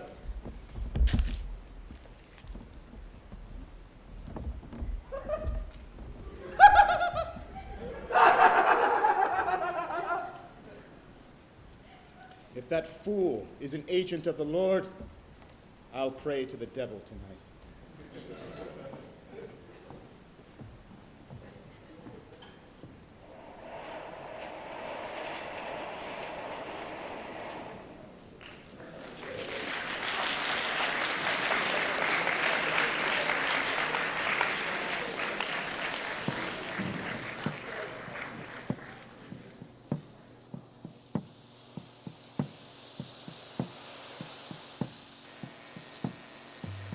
Consider the subtleness of the sea, how its most dreaded creatures glide underwater, unapparent for the most part, and treacherously hidden beneath the loveliest tents of azure. Consider also the devilish brilliance and beauty of many of its most remorseless tribes, as the dainty, embellished shape of many species of sharks. Consider once more the universal cannibalism of the sea, all whose creatures prey upon each other, carrying on eternal war since the world began. Consider all this, and then turn to this green, gentle, and most docile earth. Consider them both, the sea and the land. And do you not find a strange analogy to something in yourself? For as this appalling ocean surrounds the burdened land, so in the soul of man there lies one insular Tahiti, full of peace and joy, but encompassed by all the horrors of the half-known life. God keep thee. push not off from that isle. Thou canst never return. A vast, pulpy mass, furlongs in length and breadth, of a glancing green color, lay floating on the water, innumerable long arms radiating from its center, and curling and twisting like a nest of anacondas, as if blindly to clutch at any hapless object within reach. No perceptible face or front did it have, no conceivable token of either sensation or instinct, but undulated there on the billows, an unearthly, formless, chance-like apparition of life. Whatever superstitions the sperm whalemen in general have connected with the sight of this object, certain it is that a glimpse of it being so very unusual that circumstance has gone far to invest it with portentousness. So rarely is it beheld that though one and all of them declare it to be the largest animated thing in the ocean, yet very few of them have any but the most vague ideas concerning its true nature and form. Notwithstanding, they believe it to furnish to the sperm whale his only food. For though other species of whales find their food above water, and may be seen by man in the act of feeding, the spermaceti whale obtains his whole food in unknown zones below the surface, and only by inference is it that anyone can tell of what precisely that food consists. At times, when closely pursued, he will disgorge what are supposed to be the detached arms of the squid, some of them thus exhibited exceeding 20 and 30 feet in length. They fancy that the monster to which these arms belonged ordinarily clings by them to the bed of the ocean, and that the sperm whale, unlike other species, is supplied with teeth in order to attack and tear it. Now, from this peculiar sideway position of the whale's eyes, it is plain that he can never see an object which is exactly ahead, no more than he can one exactly astern. In a word, the position of the whale's eyes corresponds to that of a man's ears, and you may fancy for yourself how it would fare with you did you sideways survey objects through your ears. You would find that you could only command some 30 degrees of vision in advance of the straight side line of sight, and about 30 more behind it. If your biggest foe were walking straight towards you, with dagger uplifted in broad day, you would not be able to see him, any more than if he were stealing upon you from behind. In a word, you would have two backs, so to speak, but at the same time, also two fronts, side fronts. For what is it that makes the front of a man? What indeed but his eyes? Squeeze, squeeze, squeeze, all the morning long. I squeezed that sperm till I myself almost melted in it. I squeezed that sperm till a strange sort of insanity came over me, and I found myself unwittingly squeezing my co-laborers' hands in it, mistaking their hands for the gentle globules. Such an abounding, affectionate, friendly, loving feeling did this avocation beget, that at last I was continually squeezing their hands and looking up into their eyes sentimentally, as much as to say, "Oh, my dear fellow beings, why should we longer cherish any social acerbities or know the slightest ill humor or envy? Come, let us squeeze hands all round. Nay, let us squeeze ourselves into each other. Let us squeeze ourselves universally into the very milk and sperm of kindness.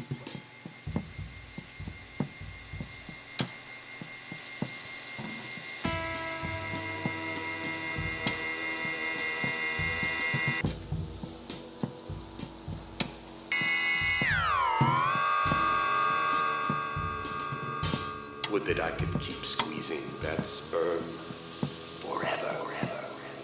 For now, since by many prolonged, repeated experiences, I have perceived that in all cases man must eventually lower, or at least shift, his conceit of attainable felicity, not placing it anywhere in the intellect or the fancy, but in the wife, the heart, the bed, the table, the saddle, the fireside, the country.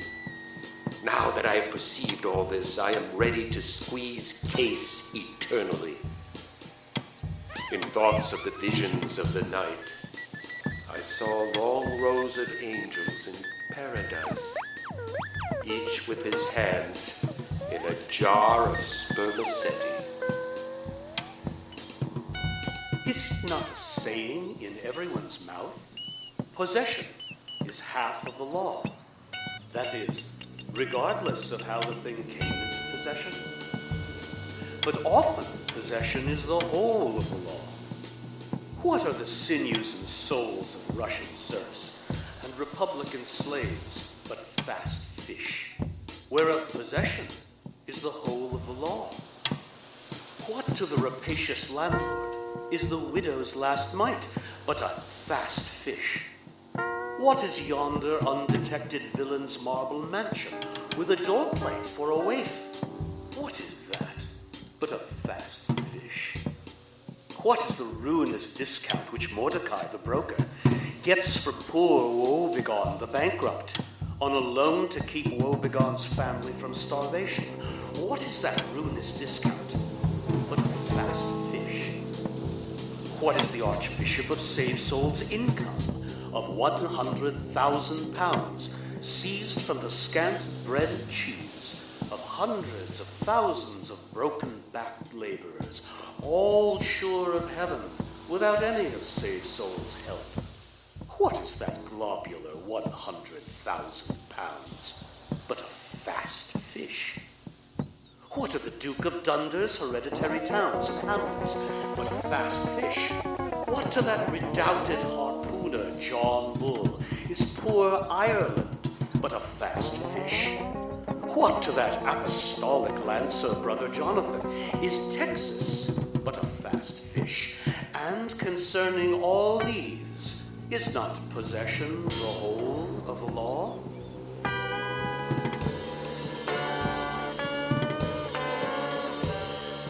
But if the doctrine of fast fish be pretty generally applicable, the kindred doctrine of loose fish is still more widely said.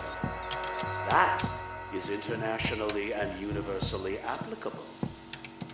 What was America in 1492 but a loose fish, in which Columbus struck the Spanish standard by way of waifing it for his royal master and mistress? What was Poland to the Tsar? What Greece to the Turk? What India to England? What at last will Mexico be to the United States?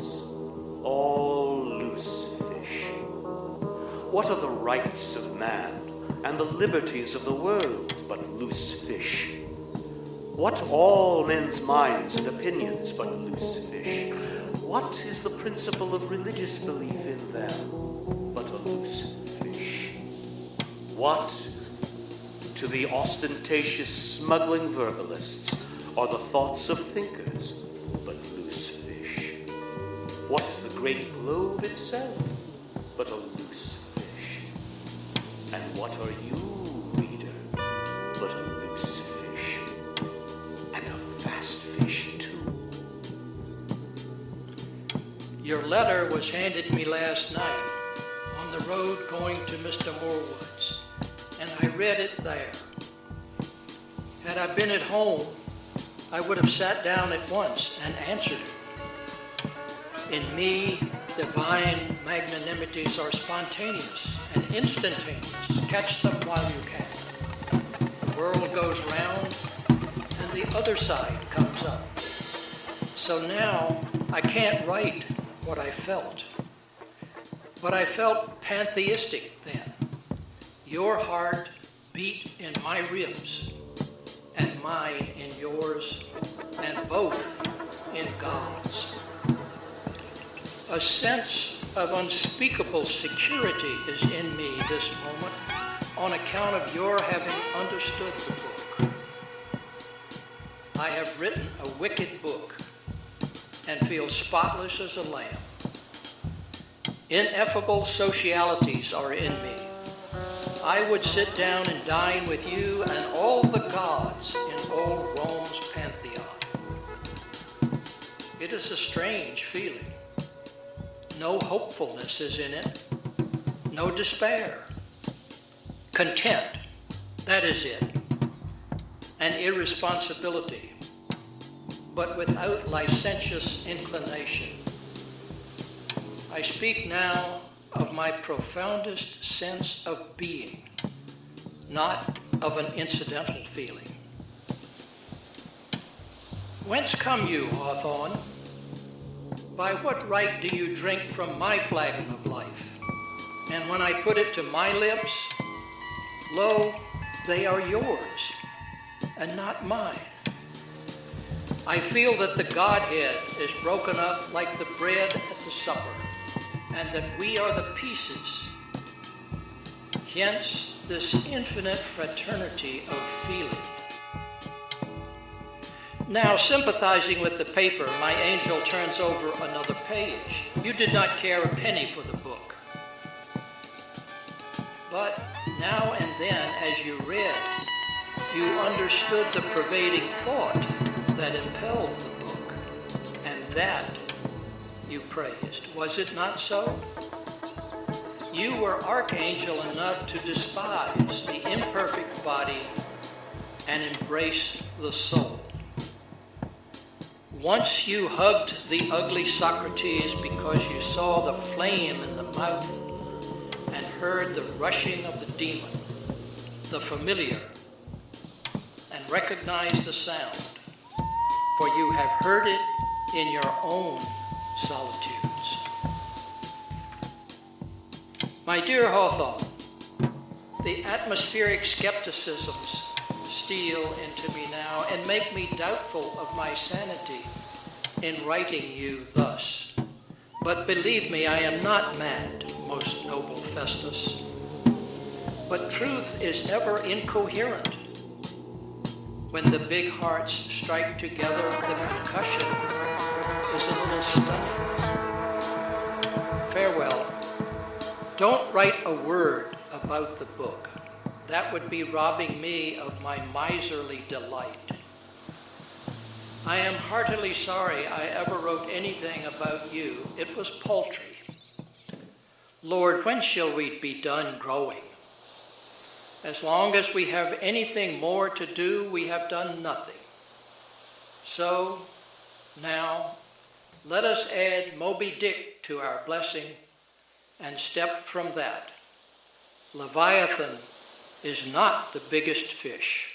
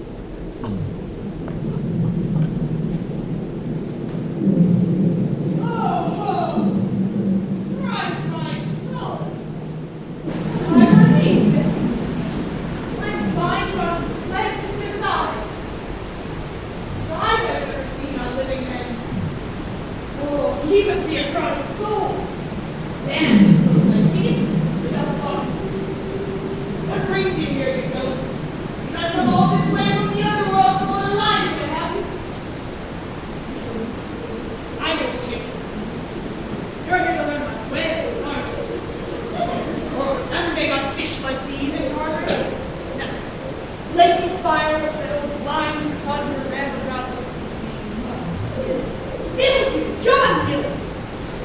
Why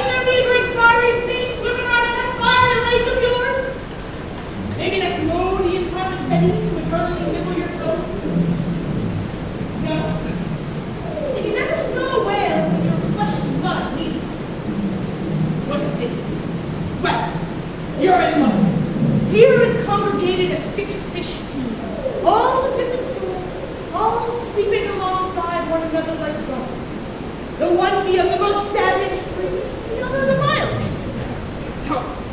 I know. To your untrained eyes, they may seem as similar as six circles. Yet look close, and the qualities which separate them into their various groups are clear.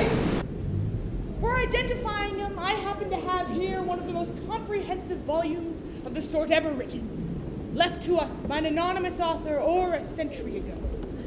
With its help, I'll give you now a special course in Cetology, better than any you'll find at Cambridge or Oxford, and it'll cost you nothing but your attention. Look ye here.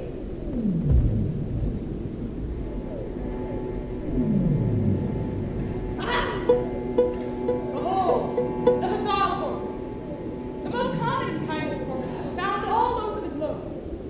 The name is of our author's bestowal. I call them thus because he always swims in hilarious shoals, which upon the broad sea keep tossing themselves like caps in a 4th of July crowd. Full of fine spirits, he invariably comes from the breezy billows to windward. They are the lads that always live before the wind. They are accounted a lucky omen. If you yourself can withstand 3 cheers at beholding these vivacious fish, then heaven help you, the spirit of godly gamesmanship is not in him. I don't see much liveliness in this lesson. Perhaps he has a stomachache.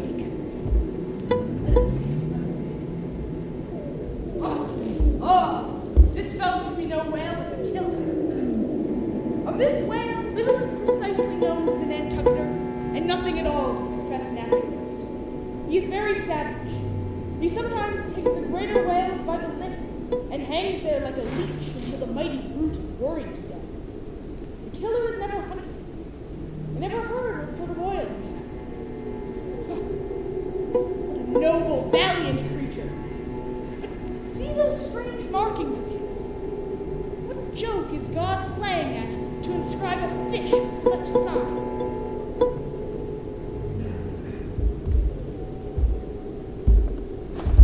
Oh, now here's a prime specimen of the mealy-mouthed porpoise. The largest kind of porpoise, only found in the Pacific, so far as it is known. In shape, he differs in some degree from the huzzah porpoise, being of a less rotund and jolly girth. Indeed, he is a quite neat and gentlemanlike figure. He has no fins on his back, and he has a lovely tail and sentimental eyes of a hazel hue. But his mealy mouth spoils all. Mealy mouth. What a strange thing to say of a porpoise. Johnson defines mealy mouth as unable to speak freely. Does our author mean to say that this porpoise is more timid and reserved than any other fish? Perhaps this particular porpoise ought to work on his courage before it's too late. He might have something vital to say.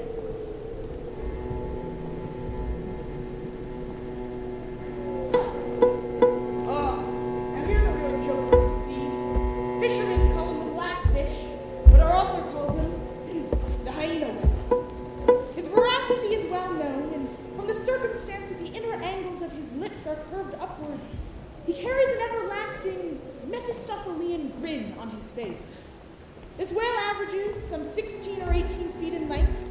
When not more profitably employed, the sperm whale hunters sometimes capture the hyena whale to keep up with the supply for cheap oil for domestic employment. He is found in almost all latitudes. Aye, indeed, such a whale is exceedingly common. Just as on land you are likely to find in every inn and tavern men who like to have a laugh at everything, turn the solemnest subject into a gag. Such men may be good for a giggle, but in truth, their company turns tiresome fast. And there are times when you would rather struggle alone and have your troubles mocked by the likes of them. Lord, pray send us nobler fish than this. Now here we have a razor. Our author has less to say about this fish than any other. Of this whale, little is known but his name. I have seen him at a distance off Cape Horn. Of a retiring nature, he eludes both hunters and philosophers. Though no coward, He has never yet shown any part of him but his back, which rises in a long, sharp ridge. I know little more of him, nor does anybody else. Let him go. Aye, friend, I'll be glad to let him go. No appetite for mysteries at the moment. Oh. Forgive me, shipmates. This whale here has startled me. I've never seen one of his kind before. Of his color. No, that is not color. This whale has no color. He is shrouded in a visible absence of color. Among whales, black or gray is the rule, you know. Dark, textured, mottled shades, like the skin of a boulder. Not this sort of dumb blankness. He's as white as an albino, as an albatross, at the very depths of the Milky Way, as... just listen to me, listing things that are white like a portraitist trying to get the color paint he wants. Why should this fish's color appall me so? That is a question for a better and more patient thinker than Elijah. Let us strip off this fish's white coat and see what lies beneath. Aha! Here we have the fish of which our author speaks so most highly. So much so does he admire him that he lists him first in his catalog. This whale, among the English of old, vaguely known as the trumper whale, and the Weissener whale, and the anvil-headed whale, is the present cachalot of the French, and potsfish of the Germans, and macrocephalus of the long woods. He is, without a doubt, the largest inhabitant of the globe, the most formidable of all whales to encounter, the most majestic in aspect, and lastly, by far the most valuable in commerce, he being the only creature from which that valuable substance, spermaceti, is obtained. Oh, what's this? This particular Feister has lost one of his fins. Now he cannot so much swim as probably. Looks ripped off. Poor pitiful whale. I do hope he's part of a good herd. Alone, he'll be easy pickings for any enterprising Nantucket ship.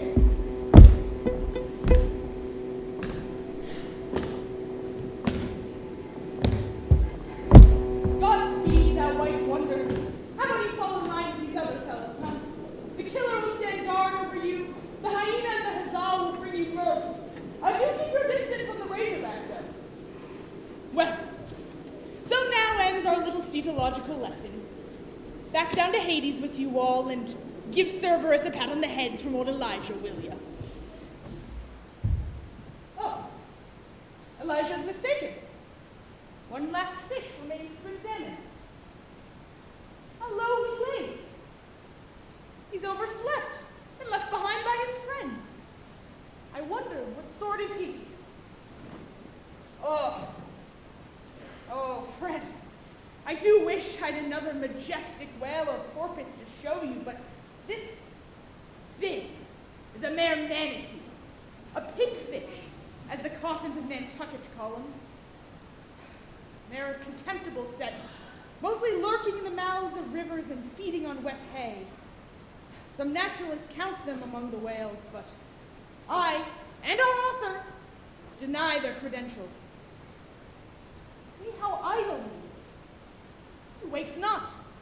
Even most frivolous porpoise is not so heavy a sleeper. Young pigfish, I now present thee with thy passport to quit the kingdom of Cetology. You had best stop hanging around with proper whales, for their endeavors are far too noble than is fit for the likes of you. Now wait!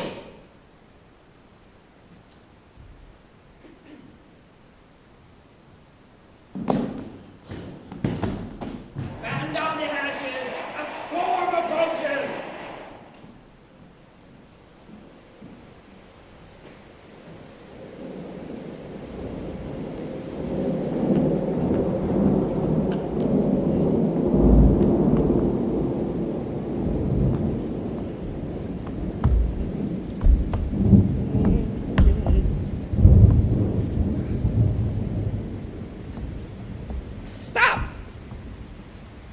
That thunder? Plenty too much thunder up here.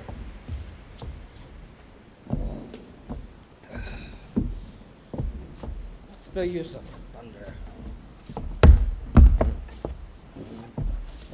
We don't need thunder. We need rum. Give us a glass of rum!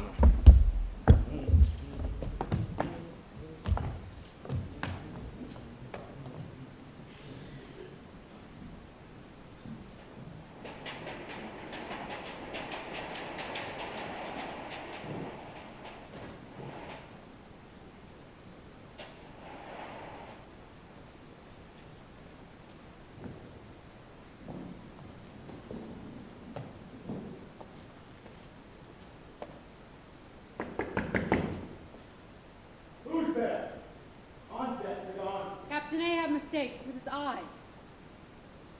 The oil in the hold is leaking, sir. We must up Burton's and break out. Up Burton's and break out. Now that we're nearing Japan, keep you here for a week. Cheaper a parcel of old boots. Either do that, sir, or waste in one day more oil than we may make good in a year. What we come 20,000 miles to get is worth saving, sir. Aye, we get it. I was speaking of the oil in the hold, sir. I was not speaking or thinking of that at all. Let it leak. I'm all a leak myself. Leaks in leaks. Not only full of leaky casks, but those leaky casks are in a leaky ship. And that's a far worse plight than the Pequod's, man. I'll not have the Burtons hoisted. What will the owner say, sir? Let the owner stand on Nantucket Beach and out yell the typhoons. What cares Ahab? Owners, owners, owners!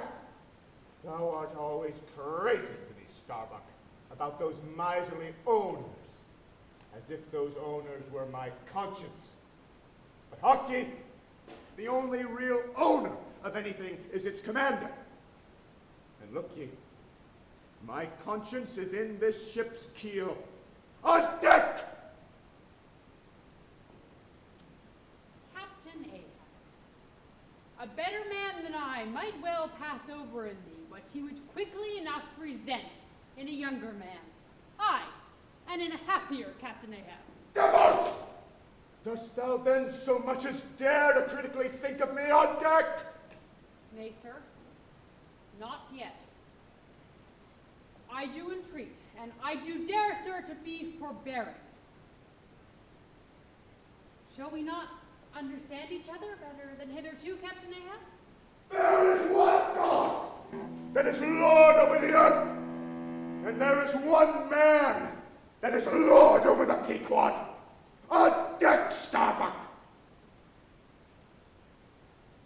Thou hast outraged, not insulted me, sir. But for all that, I ask thee not to beware of Starbuck. Thou wouldst but laugh.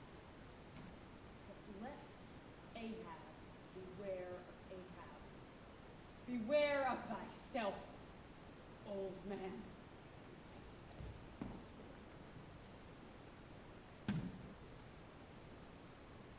He waxes brave, but nevertheless obeys. Most careful bravery, that. What's that he said? Ahab, beware of Ahab. There's something there. Oh. You are but too good a fellow, Starbuck. All hands! Up Burtons and break out in the main hold. Aye, aye, Captain.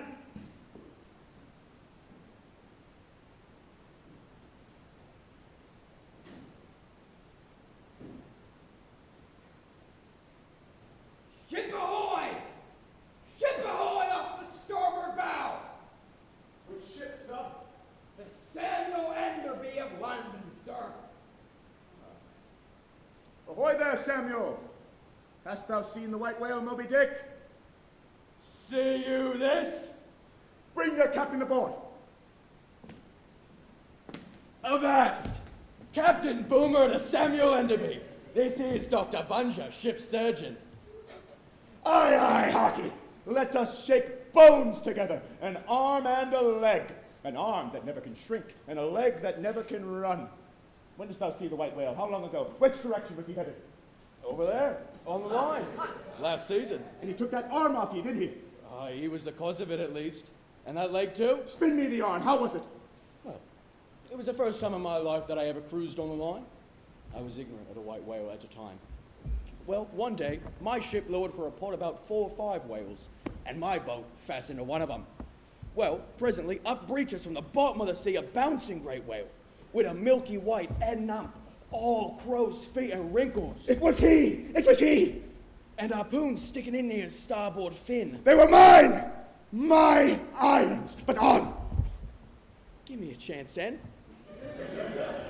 Well, that old great-grandfather with the white head nump comes running all afoam into the pot and goes to snapping furiously at my fast line.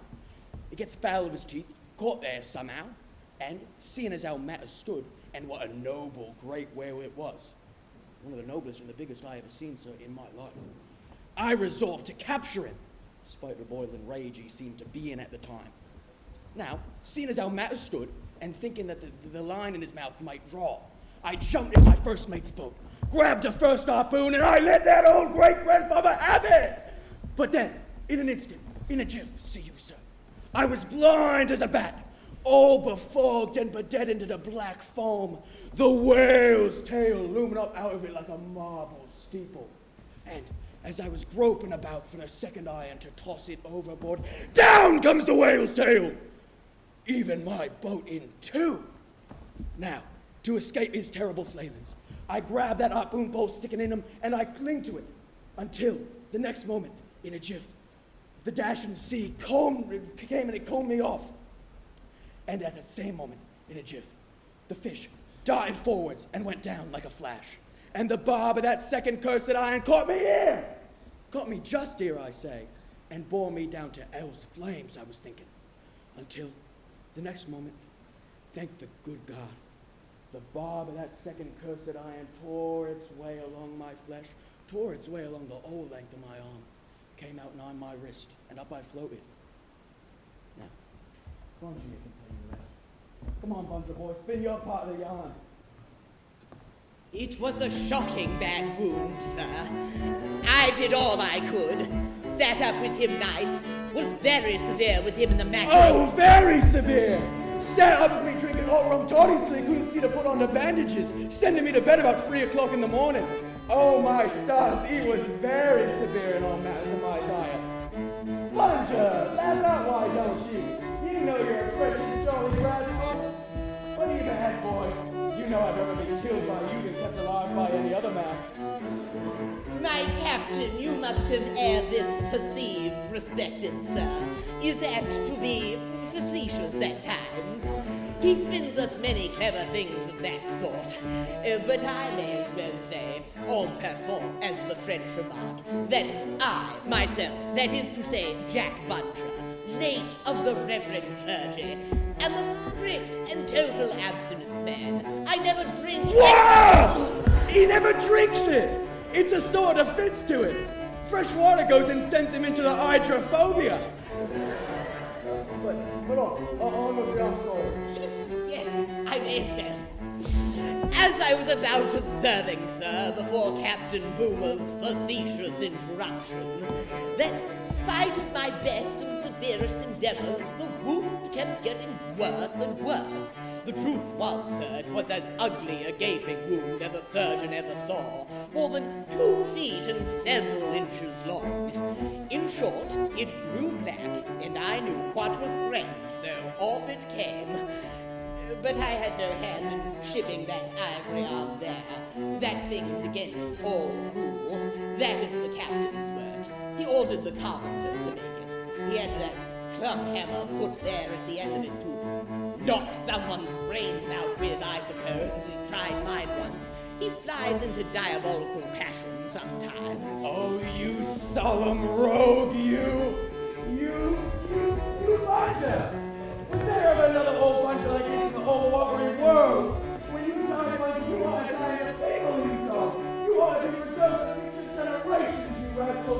What became of the white whale? Oh yes, well, after the whale sounded, we didn't see him again for quite some time. I didn't know what whale it was that had served me such a trick till coming back to the line. We heard some sailors talking about Moby-Dick, as some are calling him, and then I knew that it was he. Didst thou cross his wake again?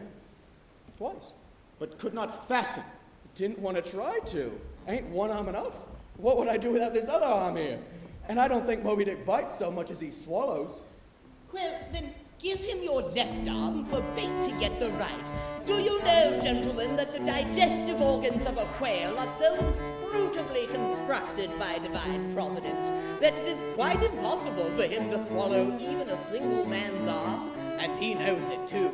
So what we take for the white whale's malice is barely only his awkwardness. He never means to swallow a single limb. He only thinks to terrify by faints. Yes, Captain Boomer, if you are quick enough about it, and have the mind to pawn one arm for the sake of the privilege of giving a decent burial to the other, why, in that case, the arm is yours. Only let him have another chance at you shortly, that's all. No thank ye, Bunja. He's welcome to the army yet. Wouldn't know another one. No more white whales for me. I've lowered for him once, and that has satisfied me. There would be a great glory in killing him. I know that. And by God, there must be a shipload of precious sperm in him. But, hark ye, he's best left alone, don't you think so, Captain? He is. But he will still be hunted. For all that, what's best let alone, that accursed thing is not always what least allures. He's all a magnet! Which way heading? Bless my soul, and curse the foul fiends.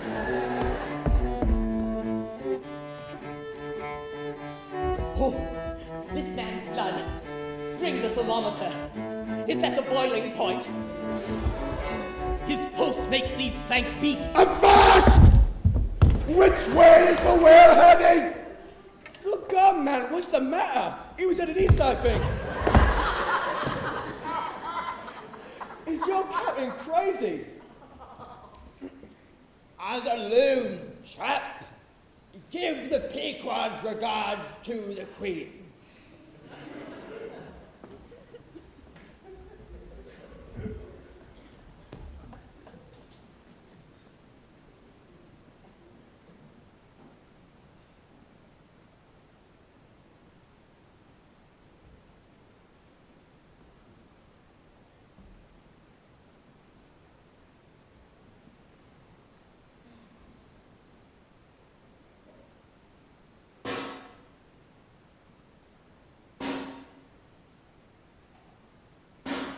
Here is Perth, the begrimed, blistered old blacksmith. He's always swarmed with men. Harpooners, bowsmen, asking him to do some little job for them. Altering, repairing, or new shaping their various weapons and boat furniture. Nevertheless, he's a patient man. He wields a patient hammer. No murmur, no impatience, no petulance comes from him. Silent, slow, and solemn, he bows over still further, his chronically broken back, toiling away, as if toil were life itself. And the heavy pounding of his hammer, the heavy pounding of his heart. Most peaceful. The tip's all banged up. Will you fix it? Blacksmith, sir, the sight of you excites my curiosity. How came you to this wretched post?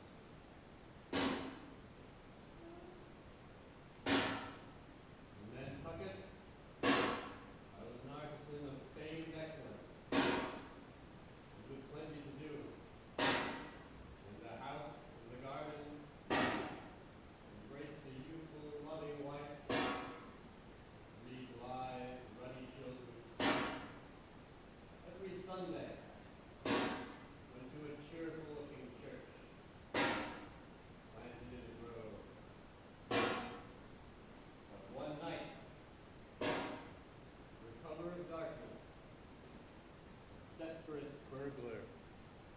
busted into my happy home, robbed us all of everything.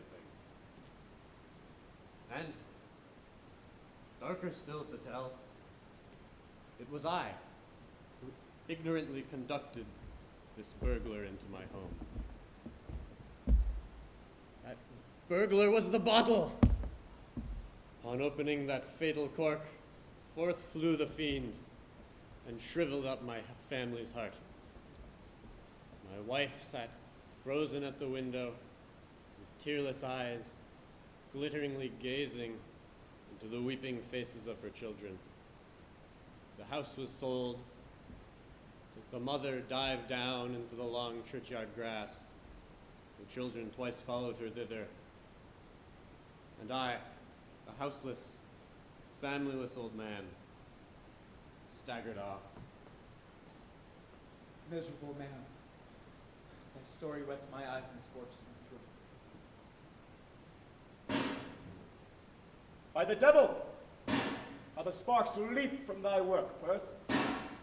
Are these thy mother Carey's chickens? They're always flying in thy wake. Birds of good omen, but not to all. Look, they burn! But thou livest amongst them without a scorch. Because I am scorched all over, Captain Ahab. I am past scorching. Not easily canst thou scorch a scar. Well, well, no more. Thy shrunk voice sounds too sanely, calmly woeful for me. In no paradise myself, I am impatient to all misery in others that is not mad. Thou shouldst go mad, blacksmith. Say, why dost thou not go mad? How canst thou endure without going mad? What dost thou make there? Welded Queequeg's harpoon barb, sir. It had seams and dents in it. And I suppose thou canst make it all smooth again, blacksmith, even after such hard usage as it has had. Aye, sir. I think so. And thou canst, I suppose, smooth any seam or dent, never mind how hard the metal. Aye, sir. I think I can. All seams and dents, but one. Then look ye here. Look here! Here! Canst ye make this all smooth again, blacksmith? If thou canst, glad enough would I lay my head upon thy anvil and feel thy heaviest hammer between my eyes. Answer! Canst thou smooth this seam? Oh, that is the one, Captain Ahab. Said I not all seams and dents but one? Aye, blacksmith. It is the one. Aye, man, it is unsmoothable. For though thou only seest it here in my flesh, it has worked down into the bone of my skull. That is all wrinkles. But away with child's play. Queequeg's harpoon shall no longer be a little toy lance. I want you to make of that harpoon a spear that will rival Ithuriel's point. Something that will stick in a whale like his own fin bone. Look ye, here's the stuff. These are the gathered nail stubs made from the steel shoes of racing horses. Why, horseshoe stubs. Then, Captain Ahab, thou hast here the best and stubbornest stuff we blacksmiths ever work. I know it, old man.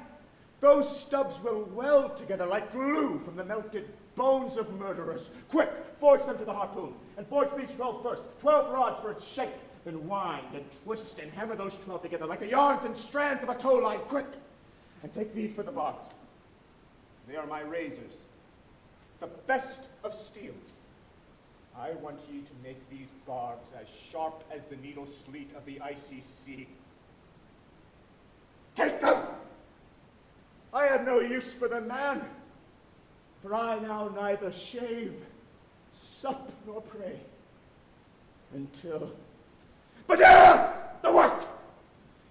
Captain Ahab, I fear I see now why you've set Perk to work stealing old Queequeg's harpoon. Is that not the lance for the white whale? The white fiend! Away, boy, if thou art afeard to see the devil! For rest assured thou shalt see him in that harpoon when it's completed. Queequeg, fetch the water cask. It's hell hot. No! No water for that! I want it of the true death temper. Avast, Queequeg. What say ye? Pagan! Won't you give me enough blood as to cover those barbs?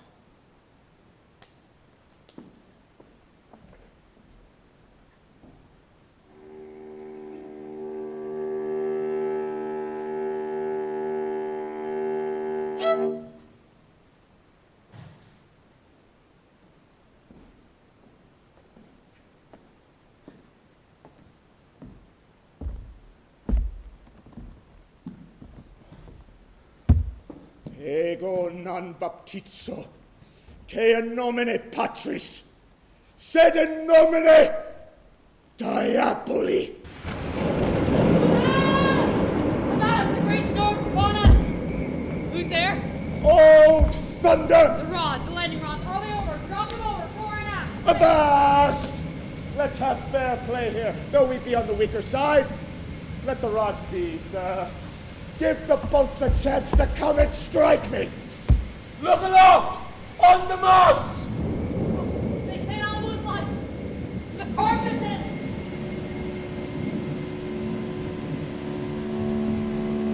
Come, fellows, be not so solemn. 'Tis a sign of good luck. Look ya! Let's do your work. Prepare me then. That mast, moving in a hole. It is going to be chock-a-block with spur oil. That spur is going to work its way up into the mast. Like sap in through. Yes, that mast will catch me as a great spermaceti candle. That's the good promise. These lovely corpusins.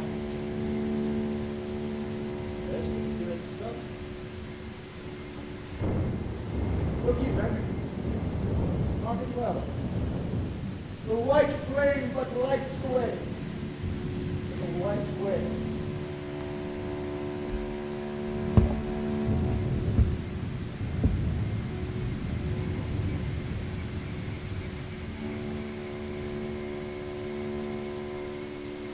Oh, thou clear spirit of clear fire, whom on these seas I once did worship, till in the sacramental act so burned by thee that to this hour I bear the scar. Oh, thou clear spirit, I now know thee, and I now know thy right worship is defiance. To neither love nor reverence wilt thou be kind. No fearless fool now fronts thee. I own thy speechless, placeless power. O thou clear spirit, of thy fire thou madest me, and like a true child of fire, I breathe it back to thee.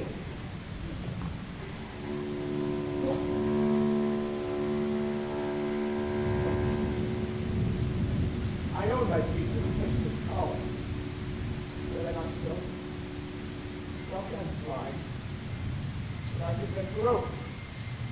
Thou canst consume, but I can bend the ashes. The lightning flashes through my skull, mine eyeballs ache and ache. My whole beaten brain seems as beheaded and rolling on some stunning ground. Oh, yet blindfolded, yet I will talk to thee. Light though thou be, thou leapest out of darkness.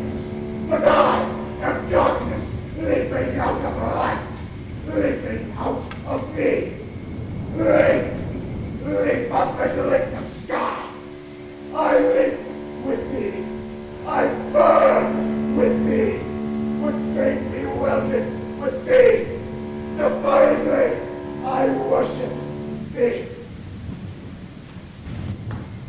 Those lights which thou worshipst are now snuffed.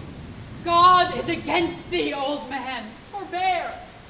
'Tis an ill voyage, ill begun, ill continued. This instant let me square the yards while we may, to make a fair wind of it homeward, to go on a better voyage than this. Hear that? It is the souls of dead sailors! Shipboard ghosts be at their feet. We're doomed. Queequeg, silence! All your oaths to hunt the white whale are as binding as mine. In heart, soul, and body, lungs and life, old Ahab is bound. Tempered in blood, and tempered by lightning are these barbs. And I swear to temper them triply in that hot place behind the fin, where the white whale most feels his accursed life. And that ye may know what tune it is, my heart beats. Look ye here, man. Thus I blow out the last fear.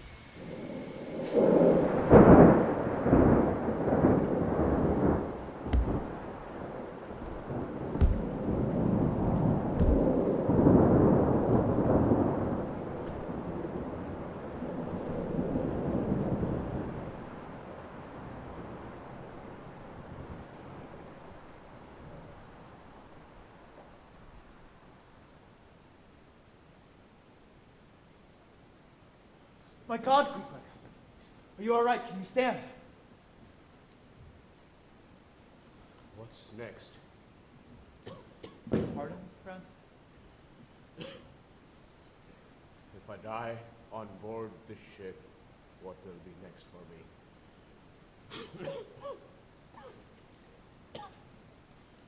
Well, Queequeg, fine friend, pagan though you are, you've lived a fine and a virtuous life. I see no reason why St. Peter should turn you away. Oh, no. I don't mean that. I mean, what of my body? Will I be stowed ashore in that hold? Buried ashore at the end of the voyage? I'm afraid, dear heart, the usual sea custom is to wrap the dead sailor in his hammock, to toss him overboard. That won't do. Wrapped in a burlap bag and tossed like something wild to these death-devouring sharks? I will not allow it. Surely, Queequeg, any sailor among us would much prefer a decent Christian burial, far enough inland to keep his bones dry. But, I'm afraid, dear heart, choice is there. Besides, whatever should happen to this shell, the illustrious spirit now trapped within will surely ascend freely to paradise. Paradise? Angels, trumpets, eternal bliss. Humbug! No, my resting place shall not be paradise. It'll be the resting place of all dead warriors.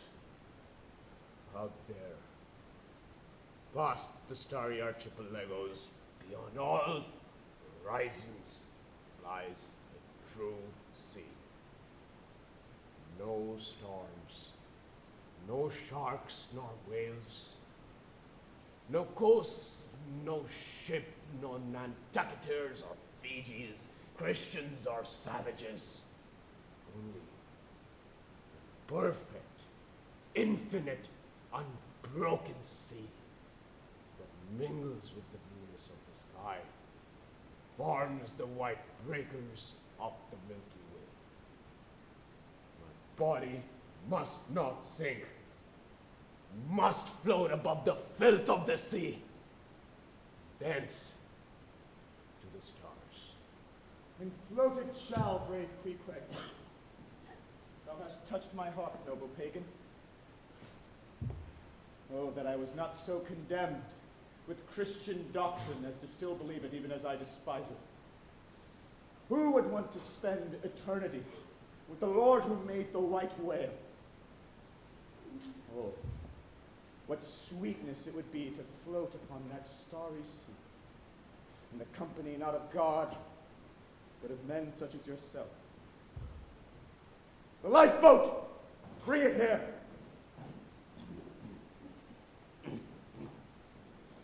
This wooden vessel shall be thy casket, Queequeg. It shall not sink, I promise you. Ahab, I beseech thee, can we afford to spare a lifeboat for some pagan ceremony? I, more than anyone else, am inclined to grant a dying man his last wish. But this boat could yet be used to save the lives of 6 men. And you would use it to save the soul of one? Is it but a matter of numbers to thee, Starbuck? What are the lives of Christian whalemen? Naught but foul hypocrisy, plunging iron into flesh while bowing to a God who bids them not to kill, promising temperance on land while drinking themselves to buffoonery on sea, pretended piety, and hollow hallelujahs. No, we had better save the soul of one savage who claims no virtues that are not his than the lives of 30 Christian whalemen, yourself and I included. Oh, poor fellow. He must die now.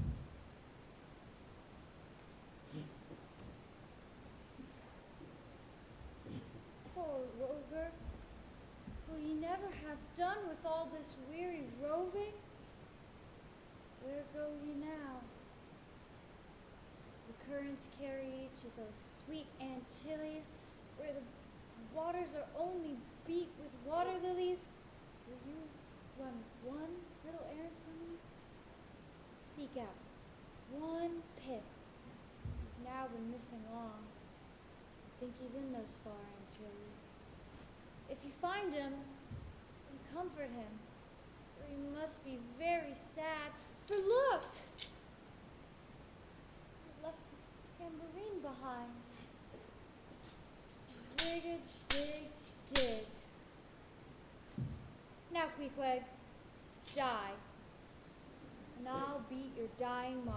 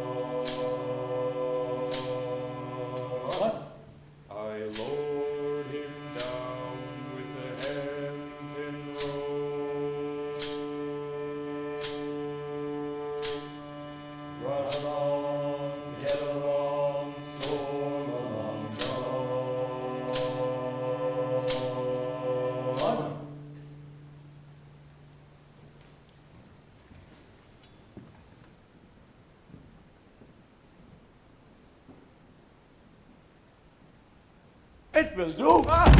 My, Queequeg, we thought you were about to leave us. I was. But I remembered I have an unattended duty ashore, so I changed my mind. So whether or not you live or die of a fever is your decision, is it? Certainly. If a man's made up his mind, A mere sickness cannot kill him. Nothing but a whale or a gale can bring an end to my life without my saying so.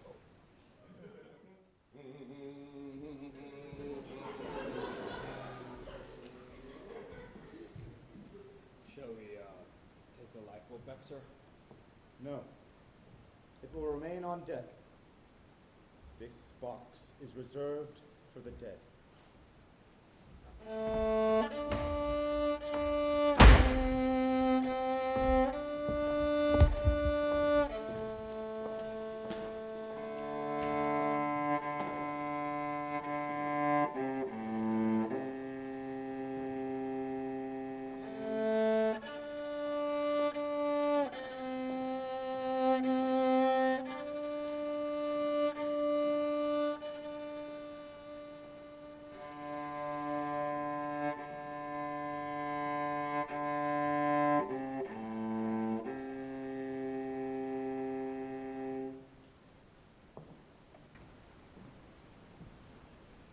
Vast.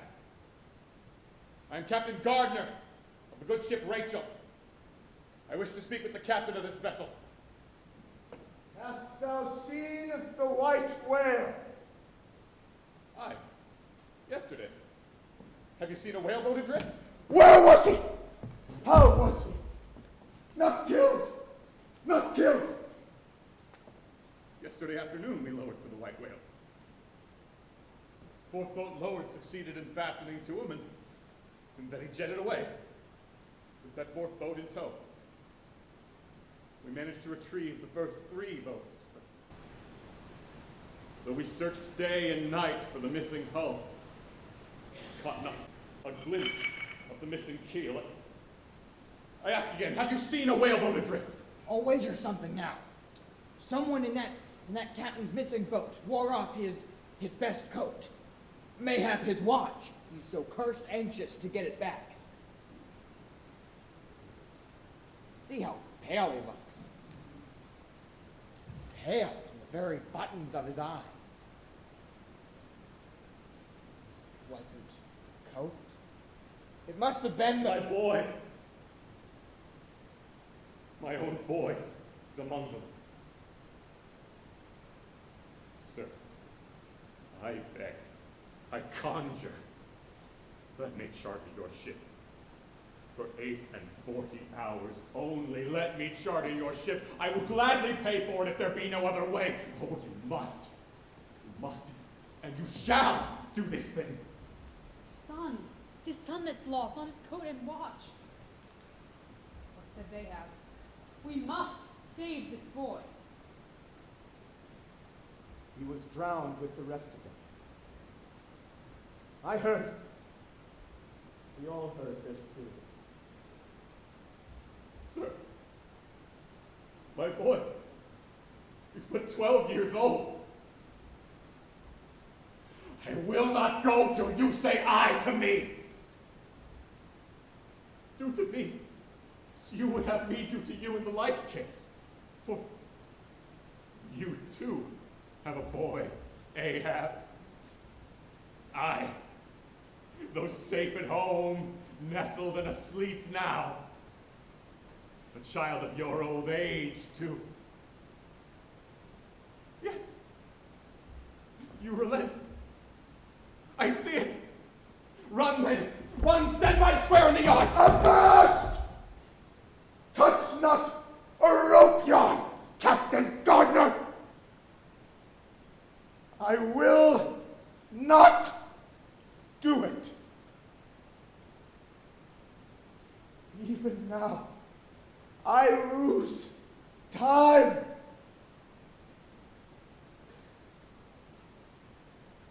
God bless you, man.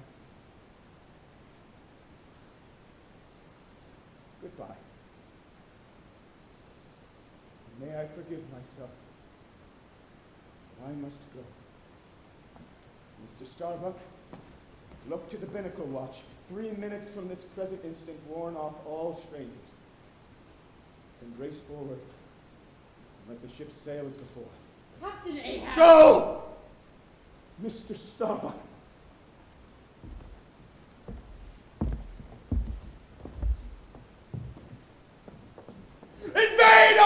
strangers!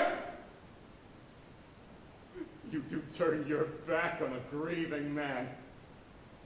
But now you turn your tap rail and show us your coffin!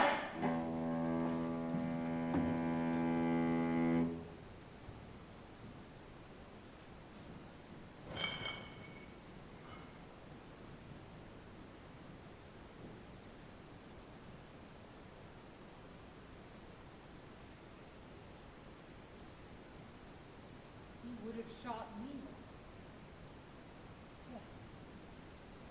Here's the very musket he pointed at me. Untouched.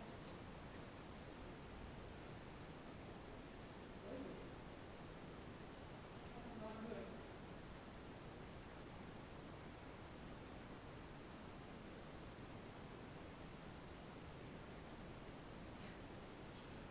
Strange, I who have handled so many deadly lances.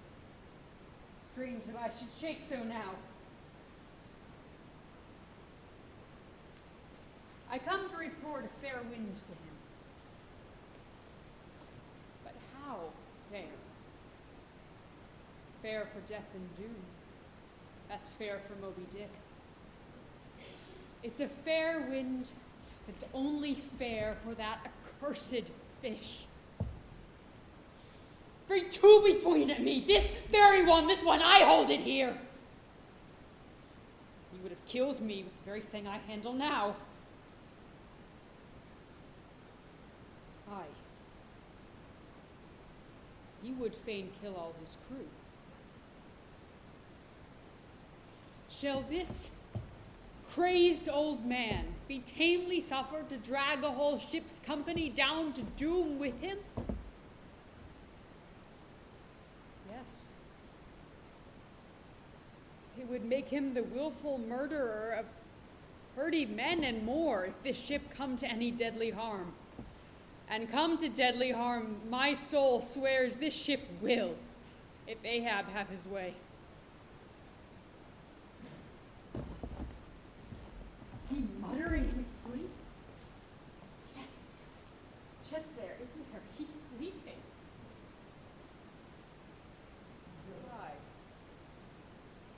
but still alive, and soon awake again.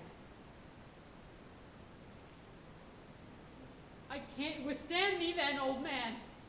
Not reasoning, not remonstrance, not entreaty, but that hearken to. All these thou scornest. Flat obedience to thine own flat commands is all thou breathest. Aye, and sayest all the men have vowed thy vow, sayest all of us are Ahab's. Great God forbid!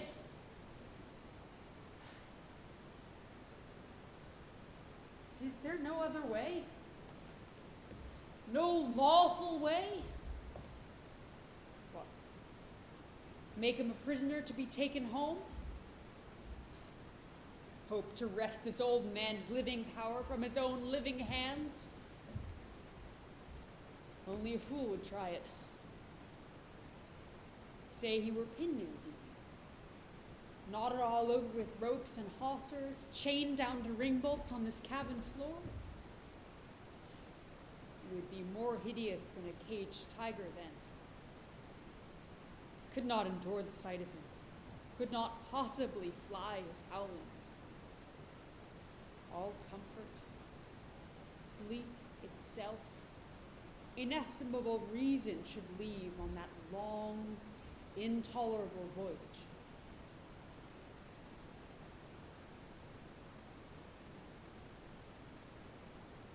What then remains? The land is hundreds of leagues away, with Loch Japan the nearest. I stand here alone on an open sea,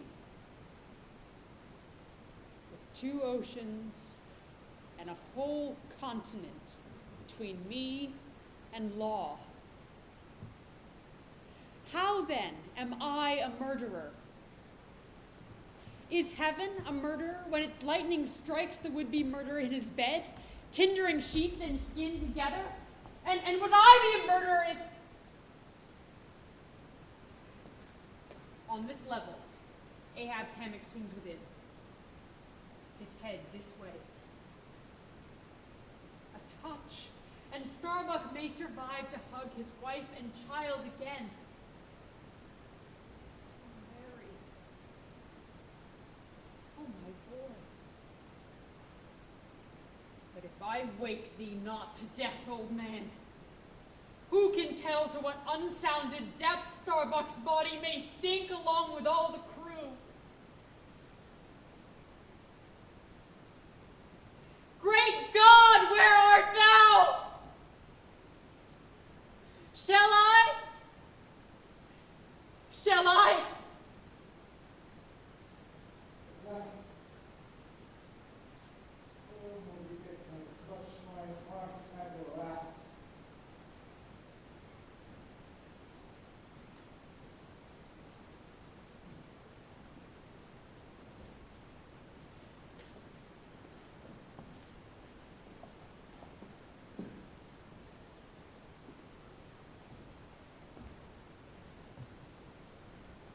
Starbuck.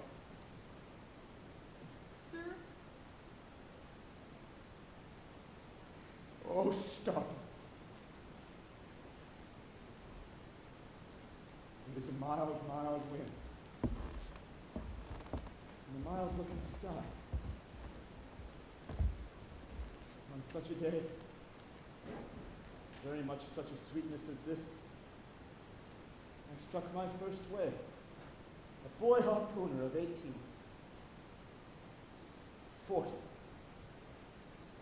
40 years ago. 40 years of continual whaling.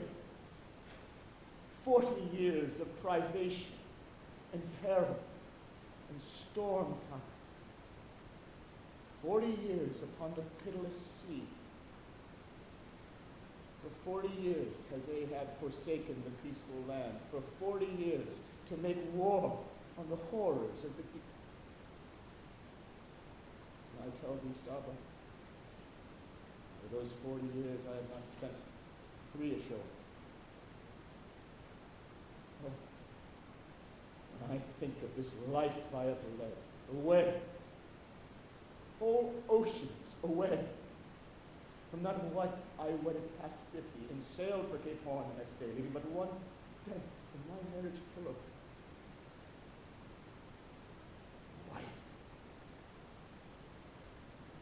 Wife! More like a widow with her husband alive. I startled. I widowed that poor girl when I wed her. And then the madness, the frenzy, the boiling blood and the smoking brow with which for 1,000 lords old Ahab has furiously, foamingly chased his prey, more a demon than a man. Oh, Starbuck, what a 40 years fool has Ahab been!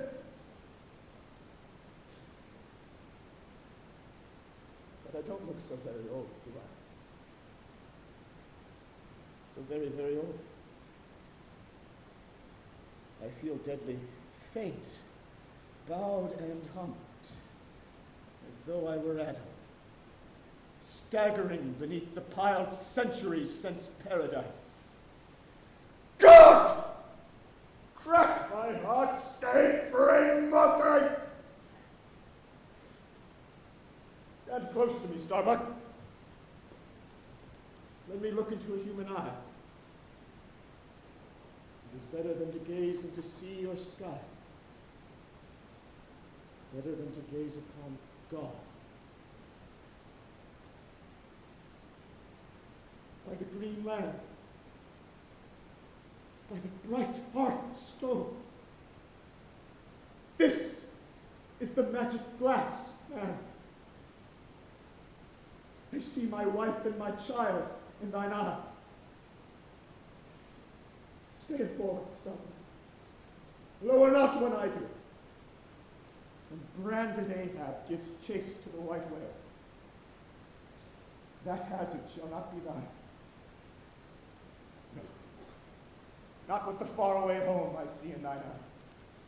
Captain, my captain, noble soul, grand old heart, why should anyone give chase at a hated fish? Away with me. Let us fly these deadly waters. Let us home. Wife and child to our Starbucks. Wife and child of his brotherly, sisterly playfellow youth.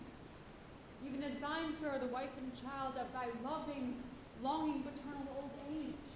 Yea, let us away. This instant let me alter course. How cheerily, how hilarious that would we bowl on our way to see old Nantucket again. Think, sir, I have some such mild blue days even as this. They have. They have. I have seen them. About this time, it is his noon nap now.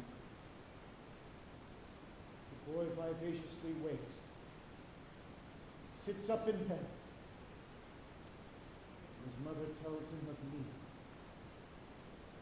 of cannibal, old me, how I am abroad upon the deep, but yet will come back to dance him again. It's my Mary herself.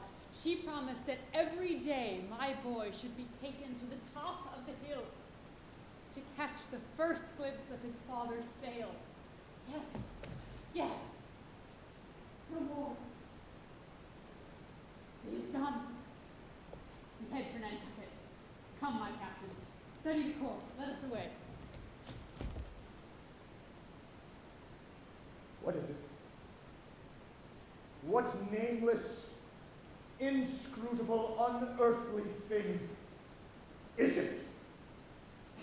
What causeting, hidden master and lord, and cruel, remorseless emperor commands me, that against all natural lovings and longings I so keep pushing, and crowding and jamming myself on all the time, recklessly making me ready to do what in my own proper, natural heart I durst not so much as dare. Ahab. Is it I, God, or who, that lifts this arm?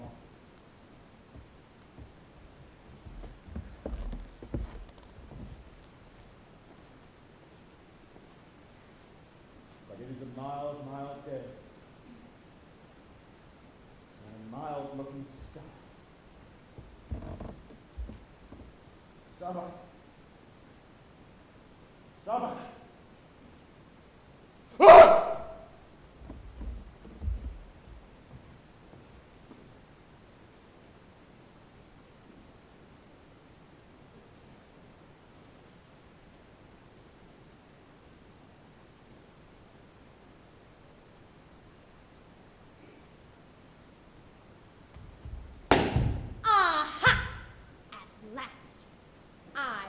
Tracing over this whole ship over, a-searching for its navel. And here it is. Right where the surgeon snipped the cord and tied it into an overhead knot. Yes, this is the ship's golden navel. And the whole crew's on fire to unscrew it. But unscrew your navel. And what's the consequence? I knew a lad once. He wouldn't stop fiddling with his navel. His mother told him not to, or else his belly would open like a drawstring purse and his guts would spill out like marbles. But he didn't listen, and he kept fiddling and twisting and tugging, till one day it came loose, and pop! Off came his rear end.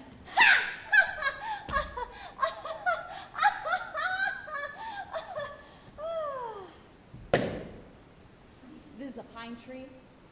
My father in old Tallinn County cut down a pine tree once found a silver ring grown in it. Someone's wedding ring. How did it get there? And so they'll say in the resurrection when they dig up this old mass and find a golden doubloon lodged in it with bedded oysters and shredded bark. Oh, the gold! The precious, precious gold! The green miser'll hoard ye soon! Old Ahab! The white whale! He'll nail ya!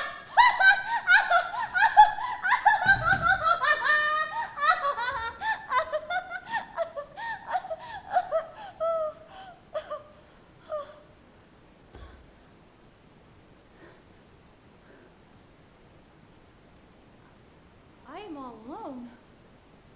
Master's nowhere to be seen. Now were poor Pip here, I could endure it, but Pip's missing. He must be up here. Let's try the doors.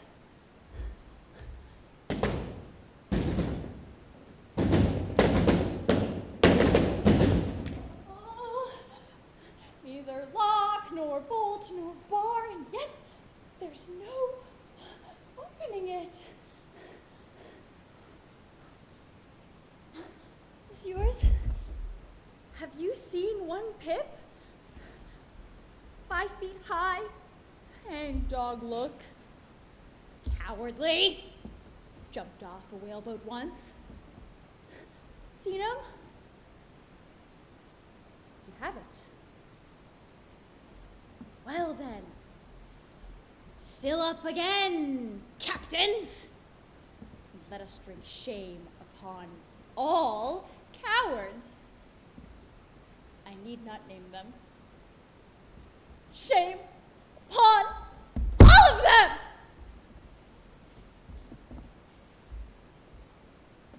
Oh, master, master, master! Lad, I tell thee now, thou must not follow Ahab.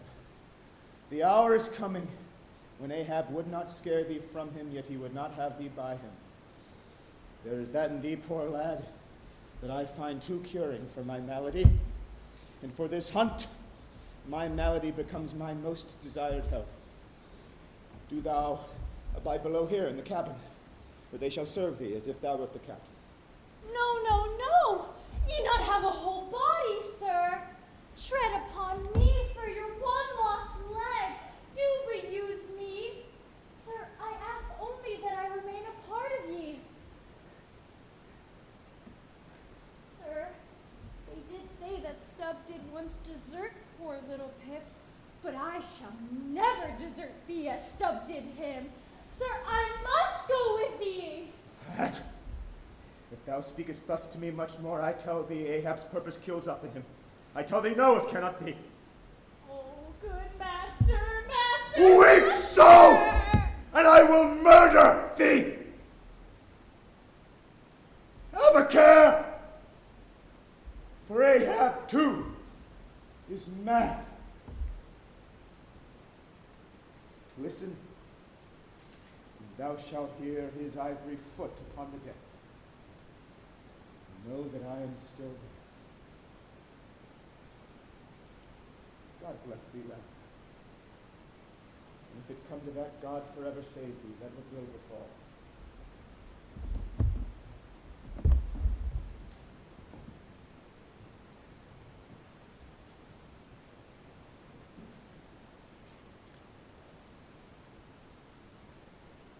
Man the mastheads!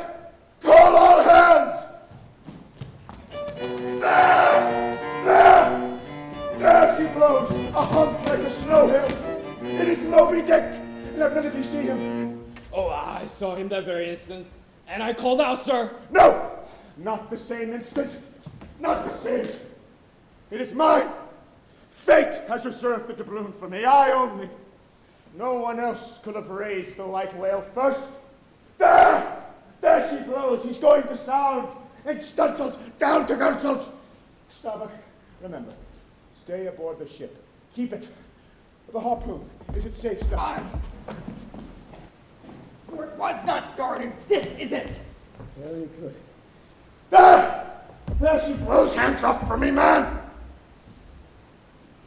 The eternal sap runs up in Ahab's bones again.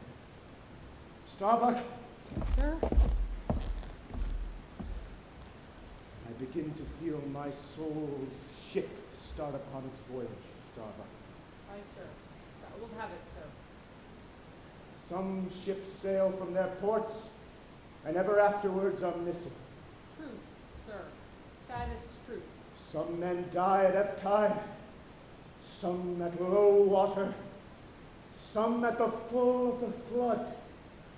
And I now feel like a billow, but all one crested comb. I am old. Come, shake hands with me, man. Captain, my Captain Noble Heart, go not, go not. He's a brave man that weeps. How great the agony of persuasion then. Lower away! By my side, Fenella!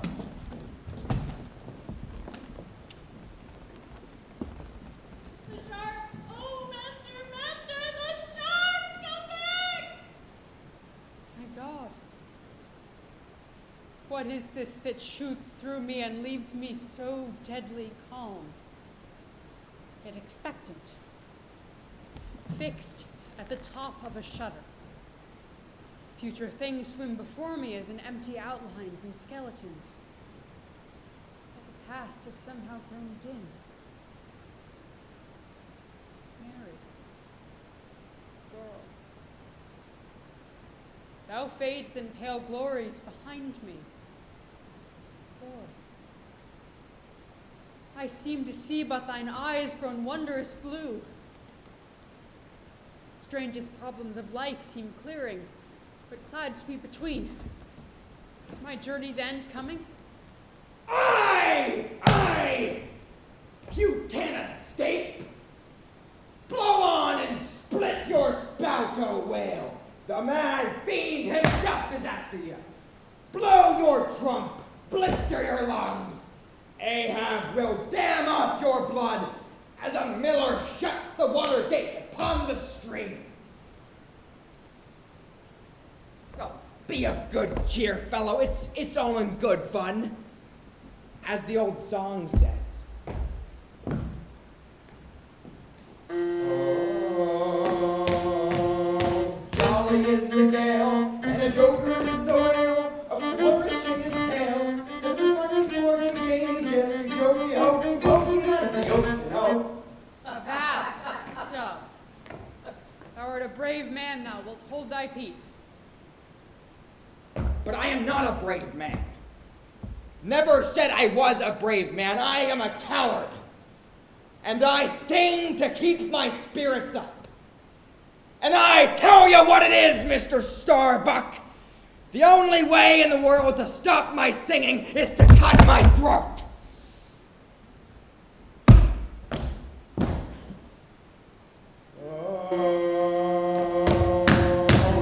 Thunder splits the ships, but he only smacks his lips and takes it out the squint. Such a funny game you sporty, Jesse, jokey, hokey, pokey, that is the ocean.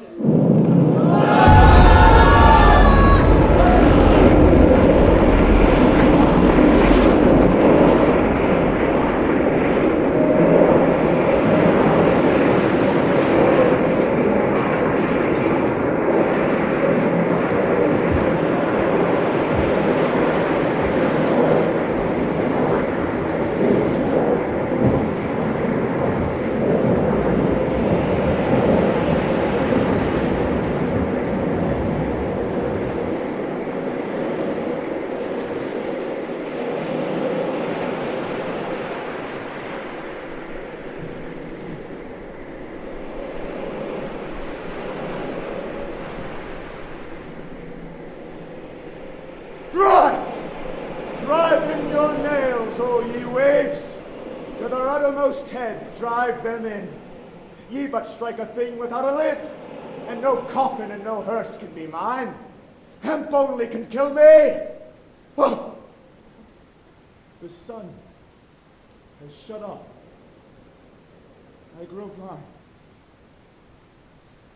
Hands, stretch out before me that I may yet grope my way. Is it night? Ah, back thou comest, sun. Back thou comest, Apollo. I thought thou had lost thy way, but thy course remains as steady as ever. Come, light my conquest of the whale. Let this barb glitter like sea glass. Ready thy harpoon, Fenella! Fenella! Gone! Gone! And he was to go before. Half of thy pledge is fulfilled then. Oh, I will hold thee to the last letter of thy word, man. Hump only can kill me, and there are no gallows, nor hangmen, nor nooses on the great lawless sea.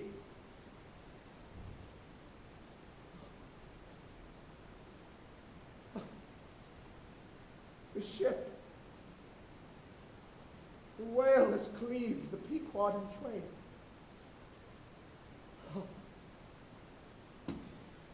Oh, thou three unsurrendered spires of mine, thou uncracked keel and only God-bullied hull, thou firm deck and haughty helm and pole-pointed prow, death-glorious ship, must ye then perish, and without me? Am I cut off from the last fond bride of meanest shipwrecked captains? Oh, lonely death on lonely life. Ah! My topmost greatness now lies in my topmost grief. From your furthest bounds pour ye now in, ye bold billows of my whole foregone life, and top this one-piled comber of my death. Forehead to forehead, I meet thee, Moby-Dick. Towards thee I row, thou all-destroying but unconquering whale. To the last I grapple with thee. From hell's heart I stab at thee. For hate's sake I spit my last breath at thee. Sink all coffins and all hearses to one common pool. And since neither can be mine, then let me tow to pieces, while still chasing thee, thou die to thee, thou damned world! Thus I give up my spear.